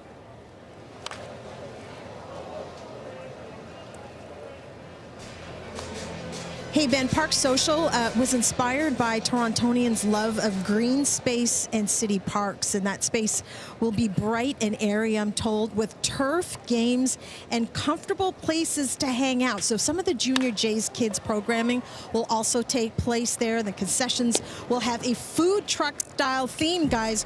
Grilled cheese sandwiches, sundaes, and milkshakes. So if you don't need a sideline reporter after the 7th inning, that's where I'll be.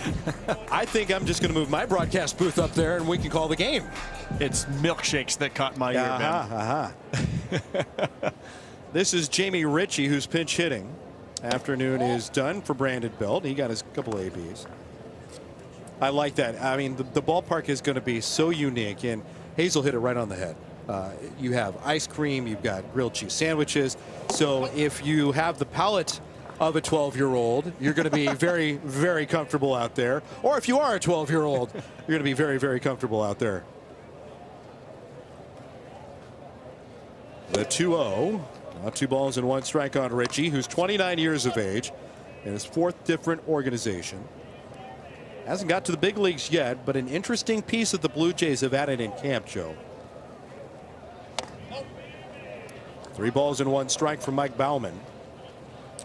If you've got Danny Jansen, you've got Alejandro Kirk, there's your catching tandem in the big leagues. The Blue Jays are likely not going to have 3 catchers on the roster.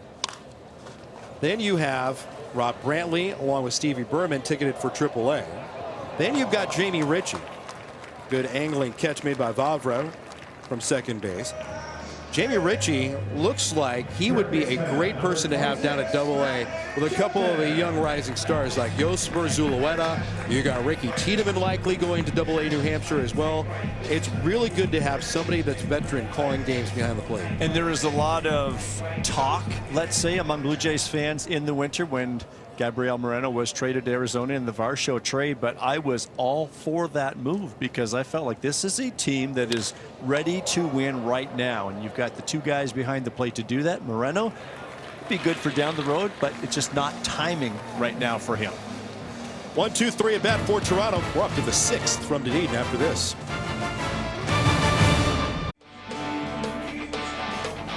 The MLB Ballpark app will complete your next visit to the ballpark. Buy and manage your game tickets, redeem offers, get access to exclusive content, and much, much more. Download the MLB Ballpark app today. Utilize some of those features. You might even get popcorn delivered to your row. Save some steps. Just keep on munching. We go to the 6th inning. Orioles in town. Blue Jays rolling out Chris Bassett today, Jordan Romano, and now Trevor Richards out of the bullpen. 62 appearances a year ago. For Trevor, that changeup is his best pitch, and I know he used it a little bit more in his last outing, and I think that's something he is going to have to do. When you are at that point where the fastball was not his best friend last year, use the changeup. We know he uses against left-handers a lot, but maybe even increase that usage against righties. Such a good pitch. You know, I mentioned Chris Bassett getting a good test against all the left-handed hitters that are in the lineup here for Baltimore today. This goes to exactly what makes Trevor Richards so effective with that fading change. Right on cue. Is there a difference with what he has to do with that changeup facing a right-handed batter versus a left-handed batter? You know, oftentimes it's more of a visual because as a right-handed batter, when you see him arm side right there, you just don't feel like you have much room if it's going to go down and away at all. Lefties, it can fade away. But I think too is it's such a good pitch, but it's more of a put away pitch. We see him get, it's nasty down to those lefties and they're swinging over it. But can you throw it earlier in the count? Some guys are better at others. If you can't throw it like for a strike earlier in a count, then it's not going to help you a lot. But I think for Trevor, it's such a good pitch. If he can manipulate it enough to use it to steal strike one, what a great way to get ahead. And that's what I mean about using your best pitch more often.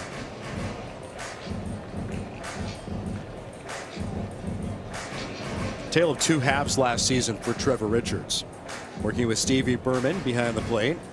Berman trying to adjust that earpiece that we mentioned Danny Jansen had out of his skull cap. The hockey style mask, it's a little bit more complex to keep that thing in your ear.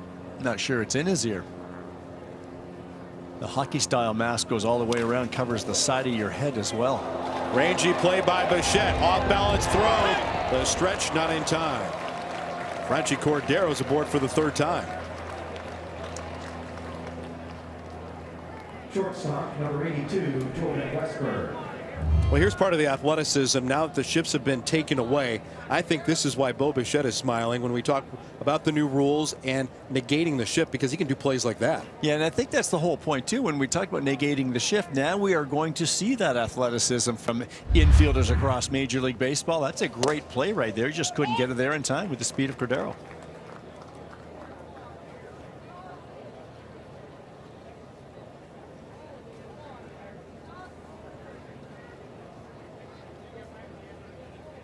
Again, no shift, but Espinal way over by that second base bag, so there's a whole open right side of the infield.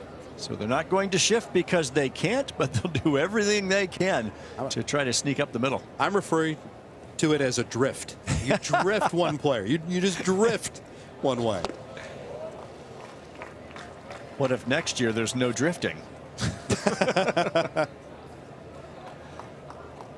Remember early last year in spring training, some teams were putting dots, little markers out on the field in spring training to assist their players, and the Major League Baseball said, no, we're not going to go there. Well, there's that changeup to a right-handed batter. It's an excellent pitch, and I really believe that this year we will see more of that from Trevor Richards because he has to. Has to do it to be more effective. That's the Trevor Richards the Blue Jays need in their bullpen. Yep. Most bullpens today have a lot of upper velo swing and miss stuff. The Blue Jays the last couple of years have not had that high octane configuration of bullpens. They've gone for different arm angles, different pitch actions. Well, and he would use his curveball more against right-handed batters, but it just wasn't as effective. So I mean, you don't get into that programmed mode of fastball, curveball to righties, fastball, changeup to lefties. Make an adjustment because it did not work. So to the best of your ability, that changeup has got to be used more, and that was a great example of it. 0-2 on Josh Lester.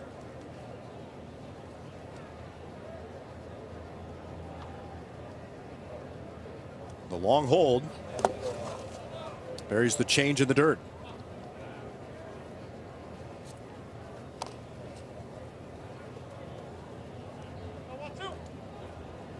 And a roster that is pretty much set.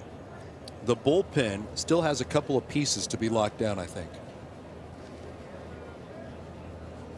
Well, when you go top to bottom, we just saw Jordan Romano, and we know Jimmy Garcia's off to the WBC, and they acquired Swanson, and you've got the veteran Anthony Bass.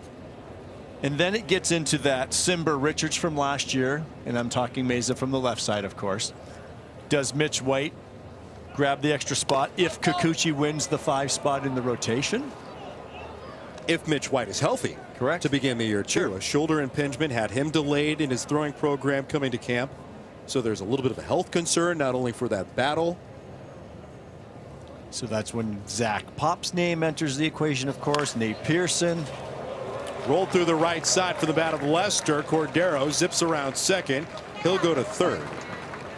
Runners are on the corners with one down. Designated hitter number 41, Dennis Cameron. See that pitch down and goes and gets it, but that's just it's a rollover ground ball. But unfortunately, with the runner on the open side over there, rolls into right field. I used to love those, Ben, as a left-handed hitter. It's like they vacated the right side for him. It might be the only way I can get a hit. Dribble one through there. Then you were not a fan of the triangle defense on the right side of the diamond then. Left-handed hitters love. If you're on deck as a left-handed hitter, you're just hoping that guy in front of you gets on base, because now the first baseman's holding him on. It creates the hole over there. And a lot of righties could do it very well, too. The ones that could really handle the bat.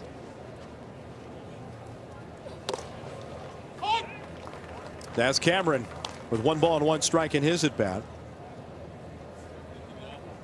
This is where Richards works on a right-handed hitter. Back even in the count here, and we'll see if he goes back to the changeup. Just inside, he did pull the string.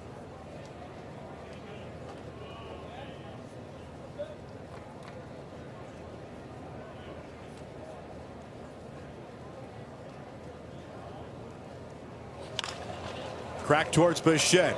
Can the Blue Jays turn 2? Espinal can't get the out at first base. A run comes in. Lester erased on the fielder's choice. You know, that felt like an at bat where Richards was really trying to attack, like he was in and outing in the middle of July right there. And that's a pretty good result, too. He just unfortunately could not turn the double play. But as a pitcher, get some weak contact, routine ground ball, just a little too softly hit to be able to turn that. Bo had to really come and get it. Colton Cowser, the prospect, playing center field today for Baltimore.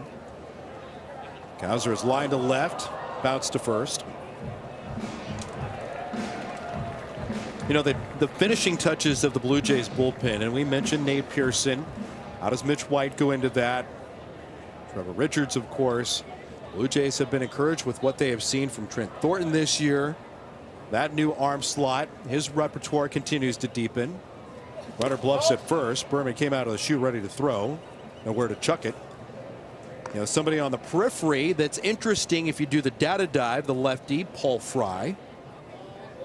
Could he emerge as somebody on the very conversation of how do the Blue Jays match up against a specific team for a series early in the season? Might see him later on today.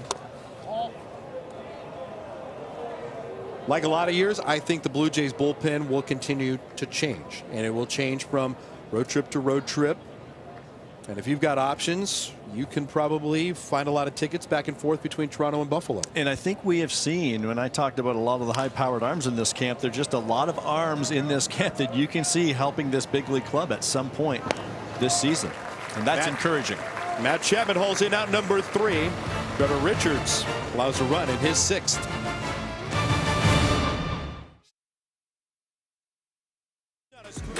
It's not a stretch to say Vladdy is a Gold Glove first baseman, and you can be one of the first 15,000 fans on Wednesday, April the 12th, to receive a Vladimir Guerrero Jr. Gold Glove bobblehead giveaway presented by TD.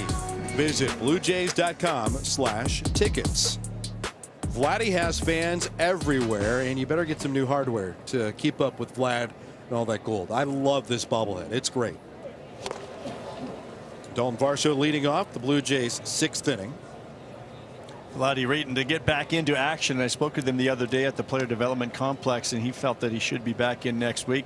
But I mentioned earlier, Ben, I talked to him about the pitch clock, and he's adjusting, and he thinks most guys will. It's just because they have to. It's not even going to be an issue. But they have noticed how quickly things move along. And he was playing in a game last week, and he originally had told Schneider like 4 innings would be good. When he asked him, he said, okay. So after the 4th inning, Schneider came in the dugout and tapped him on the shoulder and said, that's it, Vladdy. And he said, why? Why is that it? He said, look at the scoreboard. It's been 4 innings. He's like, whoa. So he couldn't even realize how fast that things went away. He said, give me a couple more innings. But, players, I think, are going to benefit from this. It may take some time, like spring training, even into the early season. But think of the cumulative effect over the course of a season if games are averaging 2 hours and 35 or 40 minutes instead of 3 hours. I said, Vladdy, that's a lot less time standing on your feet at third base and waiting 35 seconds between pitches on occasion. There are the new rules implemented on the pitch clock. 15 seconds if nobody's aboard. So right now, 15 seconds is where the timer starts. Varsho's into the glove, leading off the 6th inning.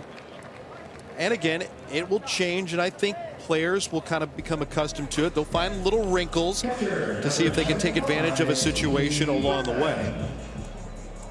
But if you look at it from Vladimir Guerrero Jr.'s perspective, all right, Vladdy is on the bases all the time. He walks, he gets put there intentionally. We know the average, we know the pop, all the power. If you're taking him off the diamond by minutes in terms of game time, he can save an hour a week. What does that turn into? It turns into 26 hours saved for Vladimir Guerrero Jr. off his feet over the course of a year. Yeah, this is going to be a very good thing. It's going to take a little bit more time. We're seeing some of the wrinkles being ironed out. I spoke with Whit Merrifield earlier in the week, and he's on the rules committee, and he said that they were meeting on Friday, actually, so I can't wait to ask him the results. But just so that the players could also air out some of the issues that they're seeing. We talked about things Max Scherzer tried to pull off and forcing hitters to call timeout and quick pitches. We've seen pitch comm issues. We've seen batters fouling balls down the right field line, for example, running because it's close, running around first to second. They get back to home plate. They're a little winded, where logically you need a quick little breather there. So all of those things where the discretion of the umpire will come into play, those are the things that Merrifield said they're going to present, and hopefully that's addressed. But in the end, Ben, a little discretion, a little logic from the umpires, and I think this is going to be a very well-oiled machine by the time things roll around in April. And I think Major League Baseball is making this their initiative to get reaction from both sides. They want to hear from the umpires and make some adjustments. They want to hear from the players within the confines of the rules and make some adjustments. I think there will be a little bit more leeway, professional courtesy by the time spring training wraps up and you get into the regular season. A couple of tweaks and adjustments. And things can happen, right? And think of the weather. Even if you start getting that rain and rain becomes steady and then you're getting a little muddy on the mound, or wind gusts. Kevin Gausman had one. He said what weren't his words that I'm so skinny the wind blew me off the pitching rubber almost. I mean, you're going to have logical things like that where, okay, that's not a timeout, we'll reset the clock. So once all that gets ironed out, I think everyone, fans and players and broadcasters, will enjoy a better pace to the game of baseball. So far it has worked. I mean, Major League Baseball is glowing about what it's seen in Arizona, what it has seen already here in the Grapefruit League. For the most part, the players have been on board with it. A couple of disgruntled comments here or there. A lot of it has to just do within the rhythm of the game, right? And the Blue Jays were part of a couple of those instances. Nathan Lucas, who we're going to see a little bit later, He was involved in a strike violation where he thought he was allowing the umpire a little bit of time to get set when the ball boy brought out balls for him. But really, isn't that to be expected as well, that some people might find this to be a bit of an issue? Because no way are you going to make drastic changes to a game and just have it run seamlessly. Andrew McCutchen was part of it too in a Blue Jays game from March 7th. Ricky Tiedemann, you can see off the side of the mound, had trouble with his pitch comm device and the catcher. And McCutchen, because he was not alert and aware of the pitcher in the batter's box, was called for a strike. And that's a classic example of something that will be ironed out. And I think what happens is early in the spring, the pitchers are adjusting, but the umpires are adjusting as well. And in defense of the umpires, they were told to call it by the letter of the law. And if too much time was taken, it's a strike on the hitter. But you have to make way and have some discretion for those things happening, and I think they will. Right, and this is a case, again, this was March 7th, right? So this was within the first 10 days of the new rules being implemented, and they were told, put it between the mustard and the mayo. Drive between these lines right here. It doesn't matter if the pitcher's in left field, you got to be in the box. Say that again. Between the mustard and the mayo. The mustard and the mayo, the yellow line and the white line. Never heard it described that way. 10 and 2? Well, on the 10 wheel? and 2. That's 10 what and we. 2. That's how we learned to drive way back when. Mustard and the mayo. All I could this is your infotainment of the day. All I could think of was a ballpark Frank and a clubhouse sandwich. Bologna? Oh, no. Espinal battling 2 balls and 2 strikes on Santiago. You know, I always want to teach somebody something during a broadcast. I hope that is not where it stops. You did. That was great. It's been a great day. If I can leave here taking away anything today. Mustard and mayo. Espinal trying to desperately get us out of this conversation.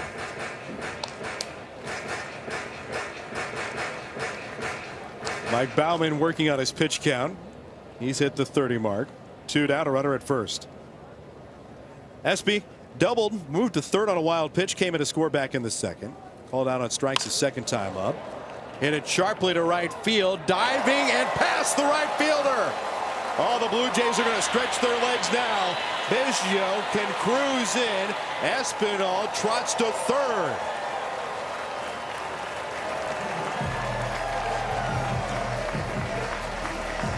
The misplay in right field allows the Blue Jays to cash in Kevin Biggio on the drive by Santiago Espinal.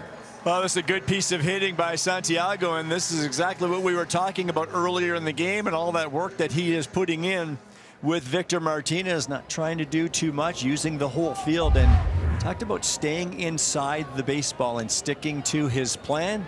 Looked like he stuck to his plan right there. Kevin Kiermaier loses the lumber but drives in the run. Espinal taps the plate. The Blue Jays have a 4-4 score.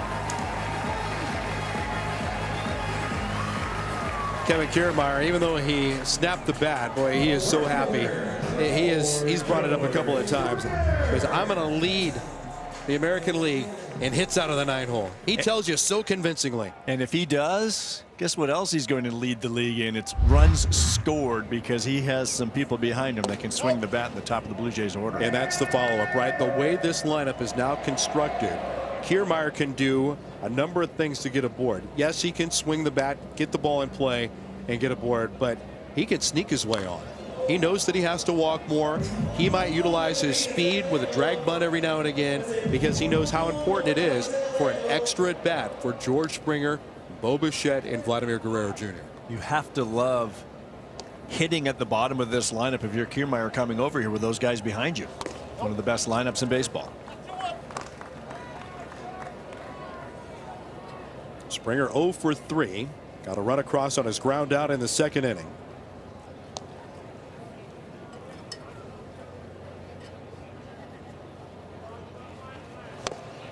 Big breaking ball from Baumann. Thing with Kiermaier too, you know, we talked about it earlier and we were highlighting him on defense in the first inning. He's made 4 trips to the postseason, once getting to the World Series, and the Rays lost to the Dodgers in that pandemic-shortened season. He knows there's one more step to take, and he sees all the makings of how they're putting it together here with the Blue Jays. Great opportunity. And Kiermaier is so aware that creativity is okay. He was brought up through the Tampa Bay system. They were doing things different before everybody in the game. Springer charges it deep right field, back at the wall, and it is gone.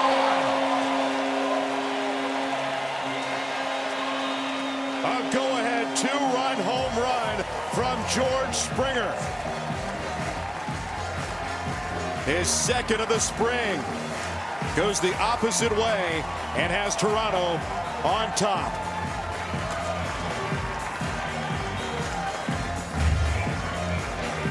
How important was the walk? Espinal got aboard with the misplayed ball. Kevin Kiermaier then flips the card with his base hit. It's just like the Blue Jays want to draw it up in the regular season. And a nice piece of hitting by the Blue Jays leadoff hitter. George remembers these guys playing back here in Dunedin in that pandemic-shortened season where they would try to drive the ball. The flags are blowing out to right center field. Sometimes it can help your approach to hitting. Sit back, let that ball travel, and drive it over there, and he can certainly drive it deep enough to get it over the fence. You know what? That plays in Dunedin. We saw that in the regular season a couple of years ago when this was the first of 3 different homes the Blue Jays had in the 2021 season. But this is going to play in the new Rogers Center, too. Well, Bichette gets a crack here in this 6th inning. When you can think about, and Bo does it as good as anyone, think about letting that ball travel. You're not necessarily letting it get too deep, but what it does is it prevents you from jumping out, drifting forward, and allows you to stay behind the baseball. And when you do that, a couple of things happen. One, you're going to see the ball a little bit better, a little bit longer, so you may pick up spin a little bit better. It may help you to lay off that slider down and away because you're seeing the ball well. But when you're staying behind it, you're going to keep that bat in the hitting zone a lot longer as well. Easy hopper out to second. Norby feeds it over to first. Bichette bounces out. The Blue Jays get a big fly. They watched 25 of them off the bat of George Springer last year. Now he's got the home run trot down in spring already.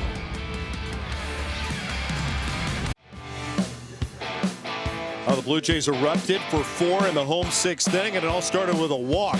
A little assist in right field. Kevin Kiermaier flipped the card. George Springer left the yard. That's how the Blue Jays play ball. 6-4 as we go to the 7th inning in sunny Dunedin, Florida. Boy, I tell you what, driving around town, coming up 275 and I-75 yesterday, it's noticeable. A lot more Ontario license plates. I mean, a ton of them. Spring break. This is the time of year. Everybody coming down to watch their Blue Jays play, grab a week of vacation, fun in the sun. Jimmy Burnett is the lefty taking over. Maverick Hanley, the backstop for the Orioles, his first at bat today.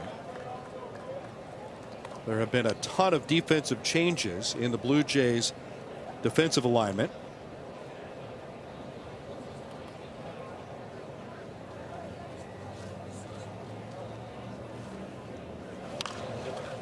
No balls and 2 strikes on Hanley. Anthony Bemboom went 0 for 2.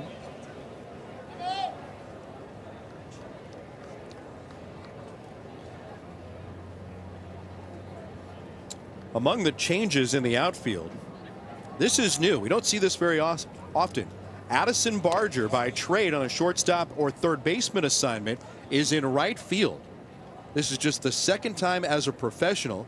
He's never done this in the regular season in the minor leagues, but the 2nd time as a professional in spring training, he's been put in right field. Good breaking ball by Burnett. Hanley into the glove.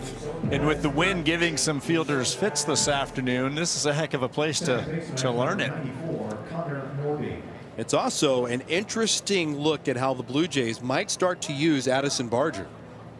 His name has been swirling around as somebody that's a candidate for that number 26 spot on the Blue Jays roster.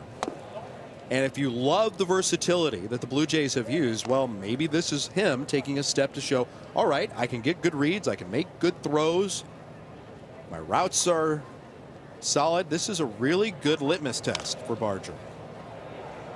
Blue Jays have done it with Kevin Biggio. He saw it with Santiago Espinal. Vinny Capra went to the big leagues kind of as that utility man. I think the edge right now would belong to Otto Lopez, who can play all 3 outfield positions and then move on the diamond. But Barger's right here in the conversation. I mean, he's got some significant pop. And then the interesting thing, Ben, and we talked about it earlier, Blue Jays starting in St. Louis, but what happens when they face a left-handed starter? So you might at some point see Jordan Montgomery, the Cardinals, that first series of the season. Does Varsho go to the bench? Maybe you keep Kiermaier in center. Is it Merrifield in left and Espinal at second? Is there a right-handed bat that still is not in this Blue Jays camp? That's probably the biggest question and the biggest mystery right now. You know, Wynton Bernard is somebody that's been on the depth chart. Yep. Had 30 home runs in AAA last year. Got a cup of coffee with the Colorado Rockies. A right-handed hitter. Really experienced player. Not in the major leagues, but over a decade of experience in professional baseball. And that might be the right-handed balance. But somebody that's not on the 40 either. Lashed into left field. Long run into the corner for Vinny Capra. He'll have to dig it off the base of the pads.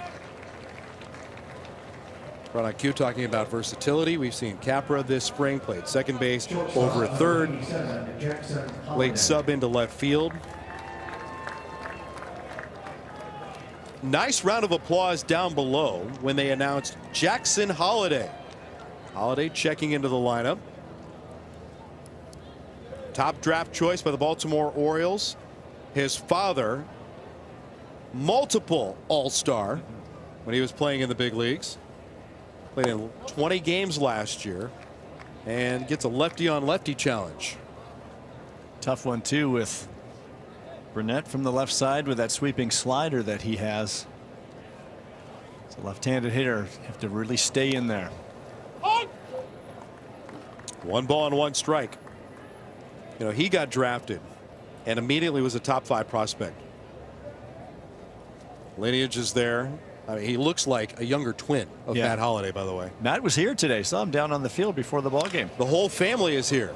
That clears the mound. Challenging play by Lantigua at first. Good stretch made by Sosa. But you can see the speed, one of the 5 tools for Jackson Holliday.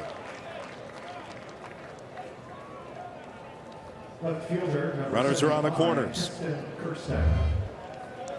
Well, certainly not very hard hit. Tough matchup against the lefty pitcher. He just rolls this ball over, but the speed down that first baseline, and that's the advantage that a left-handed hitter has. Your swing is already taking you out of the batter's box and up that first baseline, and that was the difference. Eston Kjerstad, another big prospect for the Orioles, and we're getting a really big dose of youth from Baltimore right now. And Kjerstad is young. If you see that baby face of Jackson Holliday, it's because he is. I mean, it's peach fuzz time. 19 years old. There's a good look at the rosy cheeks. Well, we talked about that good season, and maybe they overperformed last year, the Baltimore Orioles, but top farm system, a lot of good kids coming up. Full season of Adley Rutschman coming up this season. And on and on and on. And you can see them. I can see them taking a step back this year. I don't know if I'm right about that. I'm sure Mr. Hyde would disagree with me, but it could happen because of the success they had last season. But they are going to have prospects that continue to come. They've got a lot of prospects and they're going to weave them in, but they need health. You know, they lost some guys that are question marks in the rotation. Their bullpen is a little bit beat up. In the month of April, if you don't get out of the gate playing well, you'll be playing catch up for the rest of the summer. Kjerstad called for going around. Burnett gets the punch out. And here's what we're talking about. The Orioles have been in rebuild mode for a number of years, and everybody thought that they were going to lose triple-digit games last year, but all of a sudden, they really jumped in their win total last year from the 2021 season. When you improve your wins by over 30 games, it almost looks funny when we show that graphic. It's like, what did the Orioles do to do that? But they were just in the thick of it. And in talking to bench coach Freddie Gonzalez this morning down on the field, and he would agree with his manager Brandon Hyde, they just kept rolling. And we talked about the bullpen earlier, and I think I say that because the Blue Jays hitters talked about the bullpen a lot and the arms that they just kept firing out of there. But it's a rebuild, no question. But with all of these prospects, you can see where it's going. It might take a couple of years. They've got some good players, too. We're not saying it's all about the youth. You know, Cedric Mullins, Anthony Santander. Santander, yes. Robert Newsom with a low liner, hop handled by Lantigua to retire the side. Jimmy Burnett gets a tune-up inning. Blue Jay prospects playing on that Team Canada team, and here are some big names as well. Freddie Freeman with the Dodgers. Tyler O'Neill had an outstanding season with the St. Louis Cardinals. Abraham Toro, well, he started as a thorn in the side for the Blue Jays, didn't he, when he was with the Astros? He's now with Milwaukee, representing Team Canada. Paul and Cal Quantrill out there, Matt Brash, and then the other guys coming over from Blue Jay camp as well.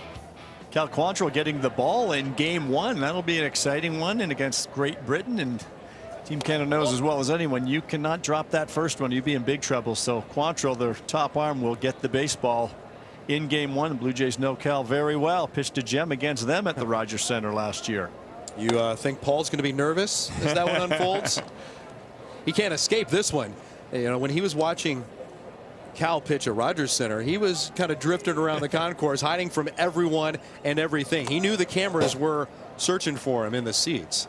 As a coach, though, he can't escape. He's got to stay right there on the bench. Had a chance to coach with Team Ontario when Cal played with my son, and that was as a 17-year-old, and you could see it then. Now, did I think he was going to be a big league pitcher like this? You can't tell at that point, but he had that it factor. He had that extra intangible, and I think of Mr. Paul Quantrill when I saw him play and played against him. He had it. Those guys, it was just like a chip off the old block where he just had that extra. He was in attack mode. He was going to be the pitcher on the mound. This is a 17-year-old as well. He was the pitcher on the mound attacking hitters, and you can see that that mindset has continued right well into his big league career now. Jamie Ritchie works a leadoff walk for the Blue Jays here in the 7th inning. Canada will be working in Pool C out in Phoenix, Arizona. They've got games in 4 straight days, starting with Great Britain, the U.S., Team Colombia, and then a former Blue Jay and Roddy Tellez, and Team Mexico. And again, it's all available on our network of Sportsnet channels and always on Sportsnet Now. Did you see the picture of Larry Walker with Ferguson Jenkins when they played the Cubs the other day? I did. Isn't that a beauty? You misspoke. Did you see the picture of 2 Hall of Famers?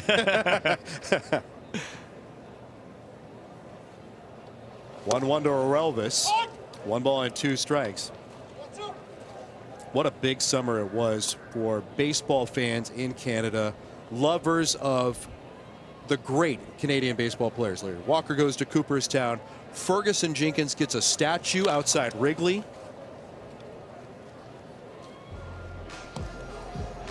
And part of just the great backdrop of the game of baseball, both stateside and north of the border, and a couple of elite Canadians forever enshrined in a number of different ways. Curveball whacked out to center. Watson retreating, turns at the wall, and it is gone.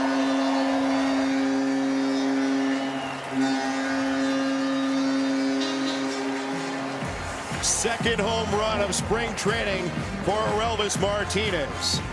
That was no cheapie.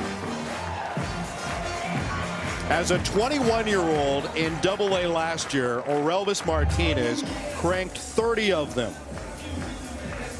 He's got the big swing happening here as the Blue Jays are really opening it up late against the O's.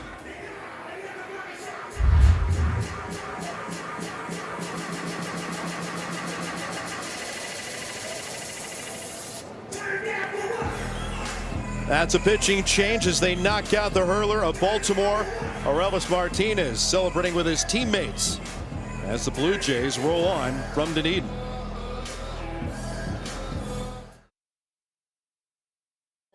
The power for Orelvis Martinez is undeniable. 3 seasons in the professional ranks, already 65 home runs. His second was no cheapie here in spring training. And you see him, not a whole lot of movement going on there. Little tucks in his knee. That is tremendous power to drive the ball out there, even with the wind blowing out there today. There's no question about his power, what he did in New Hampshire last season. He just has to continue as a young player in this game to try to reduce the swing and miss, reduce the chase, get to being a little bit more of a disciplined hitter, because that power plays. Blue Jays have doubled up the Orioles 8-4. Vinny Capra playing in left field. Earlier we were talking about Addison Barger and his maturation. As we start to see it, he's going to start to bounce around the diamond a little bit more. This is something the Blue Jays the last couple of years have asked Vinny Capra to do. Got a brief appearance with the Blue Jays last year. Hits that ball well out to right field, but it'll hang up for Newstrom. Tracks it down in the alley. We talk about Barger, we talk about Capra, the next wave. Somebody else that we haven't talked about enough is Nathan Lucas, who's had an outstanding spring. For the second year in a row. Yeah. He opened a lot of eyes last year. He got every test that the Blue Jays threw at him. All three outfield positions. Let's check in with Hazel May. I spoke with Nathan early this morning. I said, what's been the biggest difference in your game from last spring and then really building off of that going to this spring? He says, I've really tried to zone in on my pitches. He wants to be better at his pitch selection. I said, well, how do you do that? There's no such machine that helps you with that. He says, I've been doing a drill over the last couple of seasons. He starts off in the cages with flips, then to tees, then to BP. But then he would place 3 baseballs out in front of home plate. And that was his zone. And if there's anything thrown in that vicinity, he's going to swing at it. Outside of that, the inside corners or the outside corners, he would try to lay off of them. It's just constant reps of that drill, he says, that's really helped him. And you talked about his versatility, Ben. He says he loves to play center field. In college, he was always in right, but center field is his sweet zone. He says left field is not his strongest position of the 3, but he says he's definitely working on that. He wants to be more versatile for manager John Schneider. Guys. Hitters are always trying to figure out a way to be more selective. And Hazel, that's a fascinating drill that you just described, because hitters spend so many hours in a batting cage, and each individual is different. Our perception is different. Where we see the baseball is different. And what she just referred to there is laying the baseballs out. It helps you zone in. It works for him maybe. So that's what you go with. But it's so... Pitchers have really all of the advantages in the game, right? The ball is in their hand. We talk about where they can defend. You are being reactive as a hitter, so it's very difficult. But most hitters will tell you pitch selection is critical, because there's not too many people hitting for a very high average or doing damage on pitches that aren't in the zone. 2 years ago, had really nice returns in AAA Durham. Last year, even after he was fighting for that last spot on the roster, didn't sulk at all. Went to AAA Buffalo. Lucas became the MVP, hit .285, hit 11 home runs, and I was asking him about, hey, why the offensive surge? And to build on Hazel's point, it's because he was trying to find barrels, and he ran into more home runs because he felt like he was able to make better pitch selection, swing decisions, and the net was a gaudy number in the home run total. Hitters will talk about a couple of things that are very important, and one, usually the very first one, is getting a good pitch to hit. Now after that, of course, your timing has to be right, whether it's a leg kick or a toe tap, whatever it is with your mechanics, but you have to choose a good pitch.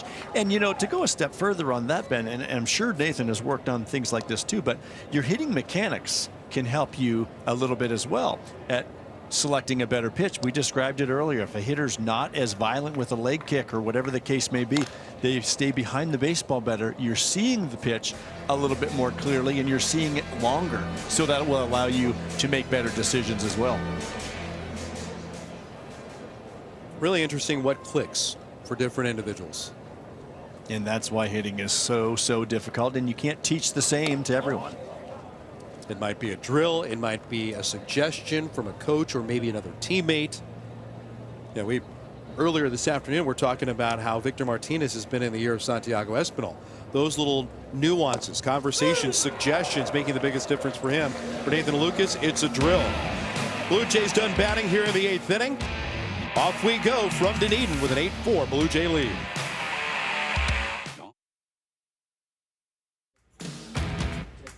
The Corona Rooftop Patio is the ballpark oasis that is a new place to be. Nestled in Toronto's iconic skyline with live music and signature cocktails, you'll experience an unbelievable view of the ballpark in the best rooftop in the city. Get your friends together right now and plan a visit to this exciting spot. Visit bluejays.com/outfield district to get your tickets today. Matt Peacock takes over the pitching for Toronto as we move into the 8th inning. A couple of big home runs today. George Springer with the first. Orelvis Martinez had the second. A little cue shot. That's a fair ball. Sniffed out by Berman. They'll retire Prieto. Sinker slider from Peacock. 9 games last year between Arizona and Kansas City. You see that sinker diving down and away from lefties, down and in from to righties. Here's Curtis Terry, who took over at first base for the Orioles. That's what those sinkers do as righties. You're just afraid to bounce them off your big toe. These look like bowling balls the way they're being sheared off.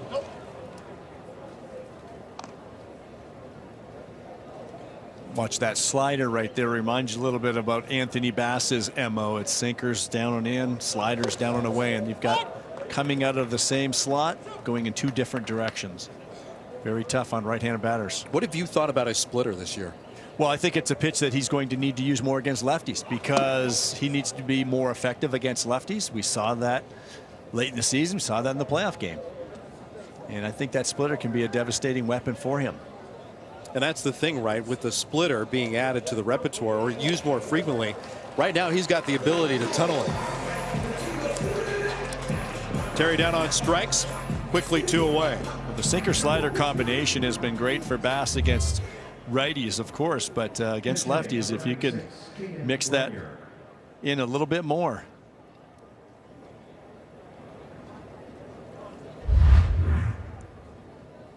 Two outs on 7 pitches from Peacock.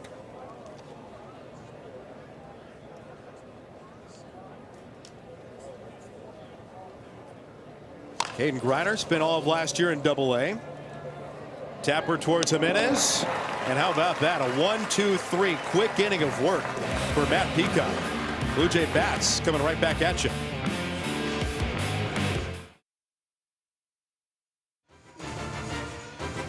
Everybody will be back on hand for Blue Jays baseball as the Red Sox and the Blue Jays lock up for the 2nd time in spring training on Monday. Catch every pitch 1 o'clock Eastern, 10 a.m. Pacific on Sportsnet and Sportsnet Now. Edgewater Drive, just out of the city limits of Dunedin, Florida. One of the best rooftops. We spend a lot of time talking about rooftops at Rogers Center, by the way. One of the best rooftops in Dunedin, right there. Right there at that hotel. Trust me. We should have our post-game meeting there. Get ready for Monday. Rehash the broadcast. Yeah, rehash the broadcast. Hey, what went well, what didn't? Another, please. Thank you. Hazel May, Joe Siddle, Ben Wagner, our entire crew on hand here in Florida and back in the GTA. Thanks so much for making Blue Jays baseball part of your afternoon. Rafael Antigua will lead off this inning. He'll take high at the hands.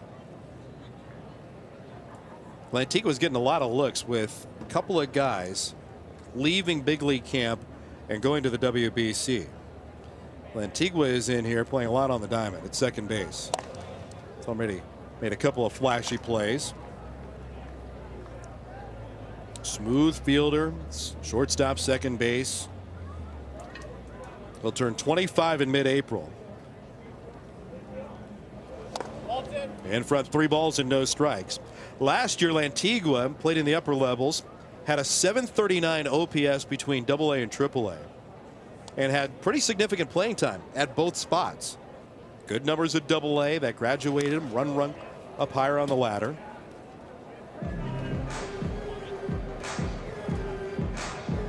Not a big frame, 5'8", 153 pounds. He popped 11 home runs 2 years ago.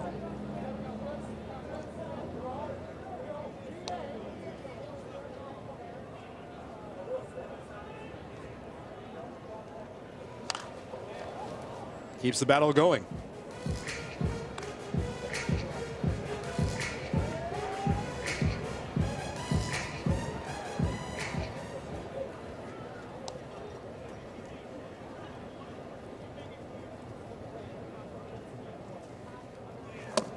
Breaking ball locked him up. Antigua down looking. Right fielder, number 44, Addison Barger. Good breaking ball right there to Antigua, just froze him. And here's a much anticipated at bat for Addison Barger. Rising prospect, starts off in the hole. Everybody's on hand. The Barger family in full throat here in the ballpark today.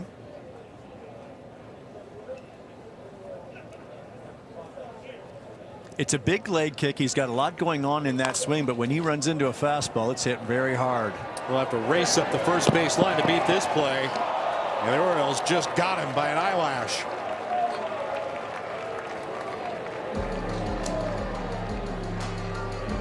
Center fielder, number 38, Nathan Lucas.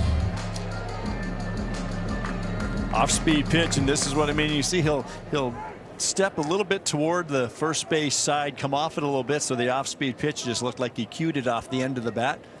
Nice play by the pitcher with a one-hopper to his first baseman. He laid that way out in front of first base too. Yes, good hop, and Kind that's of a what I long- mean. A good hop is exactly that, a long hop. Yeah, a long true hop. Here's Nathan Lucas. We talked about him. Buffalo's MVP last year at AAA. Solid average once again. Rays didn't give him an opportunity a couple of years ago. He thought he really pieced together a couple of very fine seasons, playing in all three outfield positions. I mean, he racks up highlight reel after highlight reel catch. He's done it as the Blue Jays last couple of years as well, getting long looks in big league camp. Just looking for that opportunity.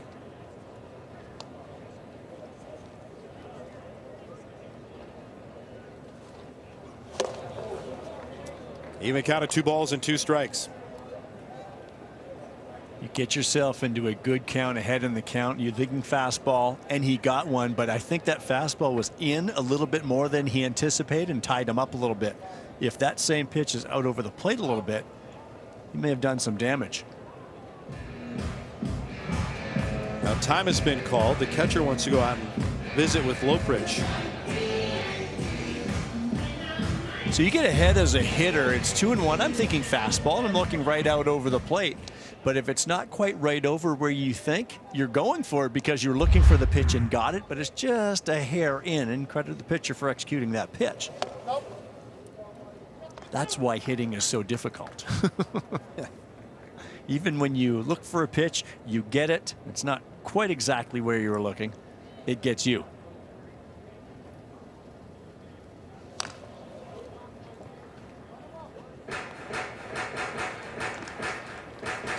Blue Jays bullpen in action. Jay Jackson loosening up.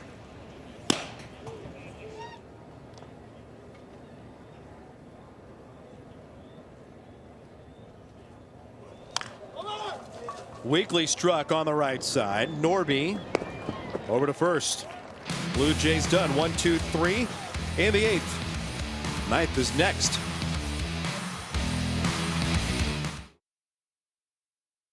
Is presented by the authority of Rogers Blue Jays Baseball Partnership and may not be reproduced or retransmitted in any form. And the accounts or descriptions of this game may not be disseminated without the express written consent of Rogers Blue Jays Baseball Partnership.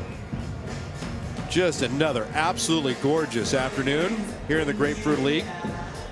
Plenty of Blue Jay fans settling in for their vacation as March break arrives. With Joe Siddall, I'm Ben Wagner. Our Hazel May is down on the sidelines. Really enjoyed this one with you. Seen a lot of the prospects. The veterans were stacked up 1 through 9 in the batting order earlier today. We've seen some big arms, including a well-traveled Jay Jackson, who's trying to make his mark in the organization. Speaking of veterans, the 35-year-old, but again, just stockpiling arms because you just never know. Health, performance, And the more you have, the more likely it is that you've got some arms that can come and help out, because we know it takes a lot of arms to get through a 162 game schedule. Not just necessarily in the starting rotation either. Zach Watson leading it off against Jackson.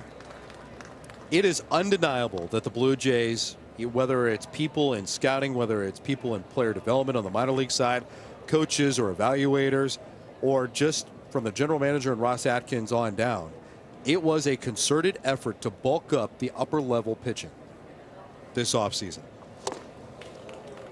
Oh, we saw it last year too, when they had to delve down in there for a starter. They didn't always have a whole lot of reliability. We saw Casey Lawrence come up, we saw Thomas Hatch at times, and more names, but you're hoping that those names now are becoming names because you're going to need them, right? We know you're going to need in the double digits of starting pitchers over the course of a season, and especially if you're a team that's trying to go where the Blue Jays want to go. And a lot of times the Blue Jays just couldn't project a need.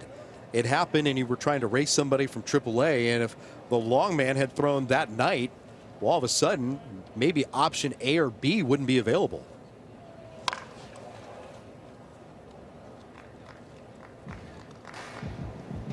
These are really good innings. And some pitchers are getting a lot more opportunity, for a handful of them with the WBC.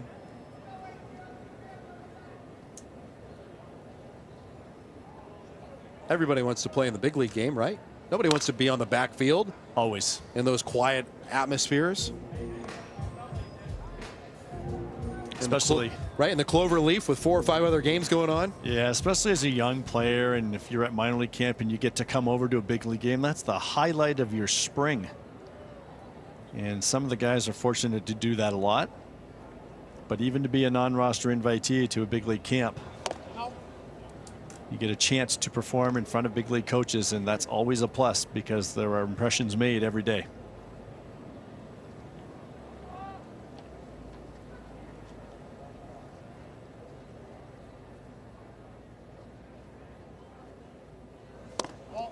I was very fortunate coming up from the minor leagues. You always need extra catchers at big league camps, right? There were 6 and 7 catchers at a lot of camps.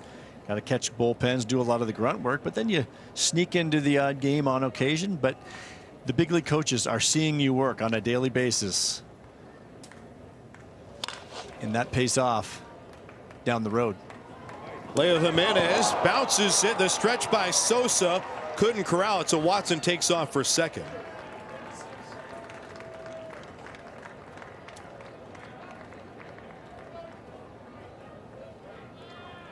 Catcher number 99, Maverick Handley. A good arm across the infield, did everything right. Feet are set, little shuffle. He just threw this ball into the ground, short hopping his first baseman. Young shortstops want to always remember to think about your momentum continuing to the target. As you field the baseball and throw it, don't throw it and stop. Throw it and allow your momentum to keep going toward your target. Get that ball to carry. Handley underneath it, but hit well. Lucas drifting back, now curls forward in front of the wall. Watson tags at second. He'll motor over to third with one down. Now, one of the things the Blue Jays are really working with Leo Jimenez on is making the throw a little bit more true. His natural wrist action provides some movement on some balls, and they think, you know, if he can just get on top of the baseball and deliver a firmer throw, a more true four. I know you can't always reach for four seams, but make it just a little bit more straight for the first baseman. There will be less difficult plays for that first baseman to make. Yeah, and you ask any first baseman and they'll tell you that yes, the balls do come to first base differently depending on who's throwing it. And yes, once in a while you have to make a quick play and you just grab the baseball. You hope to grab that four seam grip, and the reason you do is because just as a catcher you try to throw it down to second base because it gives the more true rotation of the baseball so it doesn't dive or sink on you. But some guys just with their release they throw like natural cutters, and that is not what you want from your infielder. Liner to left field from Norby. That'll pick up an Oriole run. 8-5 Toronto on top here in the ninth. Shortstop number 87, Jackson Holiday. Like he stayed on this pitch well enough. A little slider from Jackson. He throws that slider a lot. Hitters could be going up looking for that, but It's that barrel out front to drive it in the air to left field. A late at bat for the 19-year-old Jackson Holliday. A long hold by Jay Jackson. This should be a little bit more of a comfortable at bat for Holliday, facing the right-hander. Not a lot of fun last time against Burnett, the lefty. The son of Matt Holliday, the 7-time All-Star.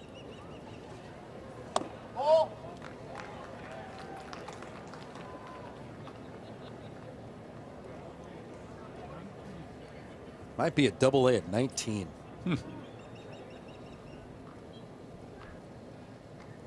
Last year's draft.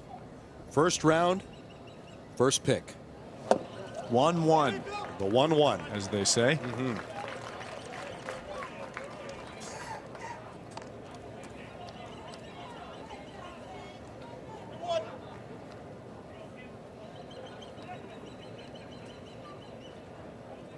And then as drifts towards the middle of the diamond with the left-handed Holliday.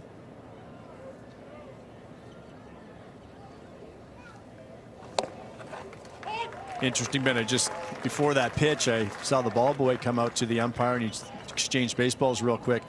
But it looked to me like the clock operator just held off for a second just to make sure that he got the baseballs he needed, they were in his pouch, and then started the clock. And that's the difference. What we're talking about, the example we saw, was it in Bradenton you were last week, where they called the infraction on Nathan Lucas when the umpire was actually getting new baseballs from the ball boy. And I like that. That's a feel, right? You see the ball boy coming out. What if the umpire drops the ball? It's a shin guard and it rolls off towards the cut of the grass. That's what they're trying to avoid. Nathan Lucas wasn't happy. Neither was Andrew McCutcheon. Holliday thought that ball was outside. He's punched out. 2 away in the ninth. Left fielder, number 75, Heston Kerstad. Anytime as a left-handed batter, and I've been in that box, it's a little backup slider from the pitcher. It's supposed to come back. It doesn't really.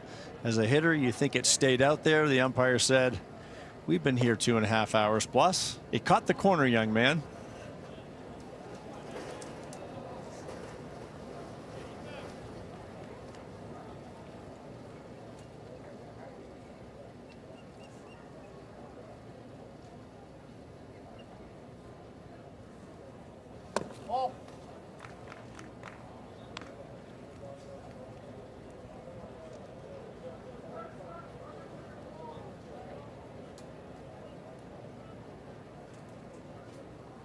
Heston Kerstad trying to keep the ball game going for Baltimore.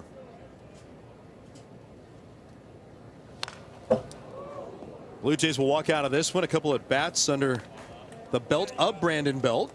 That was the target for him today. Got on the bases, moved around a little bit. George Springer left the yard with a 2-run home run.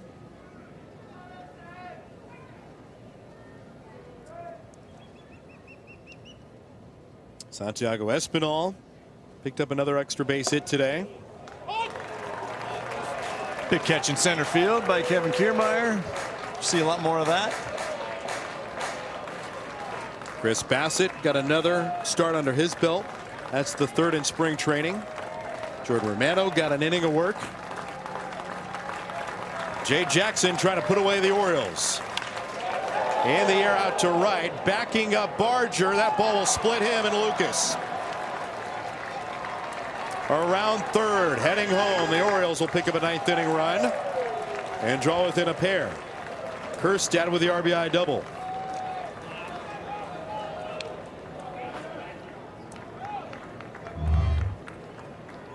A pitch up in the zone, and Jackson trying to run that fastball up there. But that's a good piece of hitting to get to that high fastball. As hitters, you try to keep that bat flat at the top of the zone to be able to get on top of that just enough to drive that into the gap. Hitters these days sometimes a little bit launchy, uppercutty. They'll pop that ball up or miss it, but that's a good piece of hitting right there to square it up. Robert Newstrom.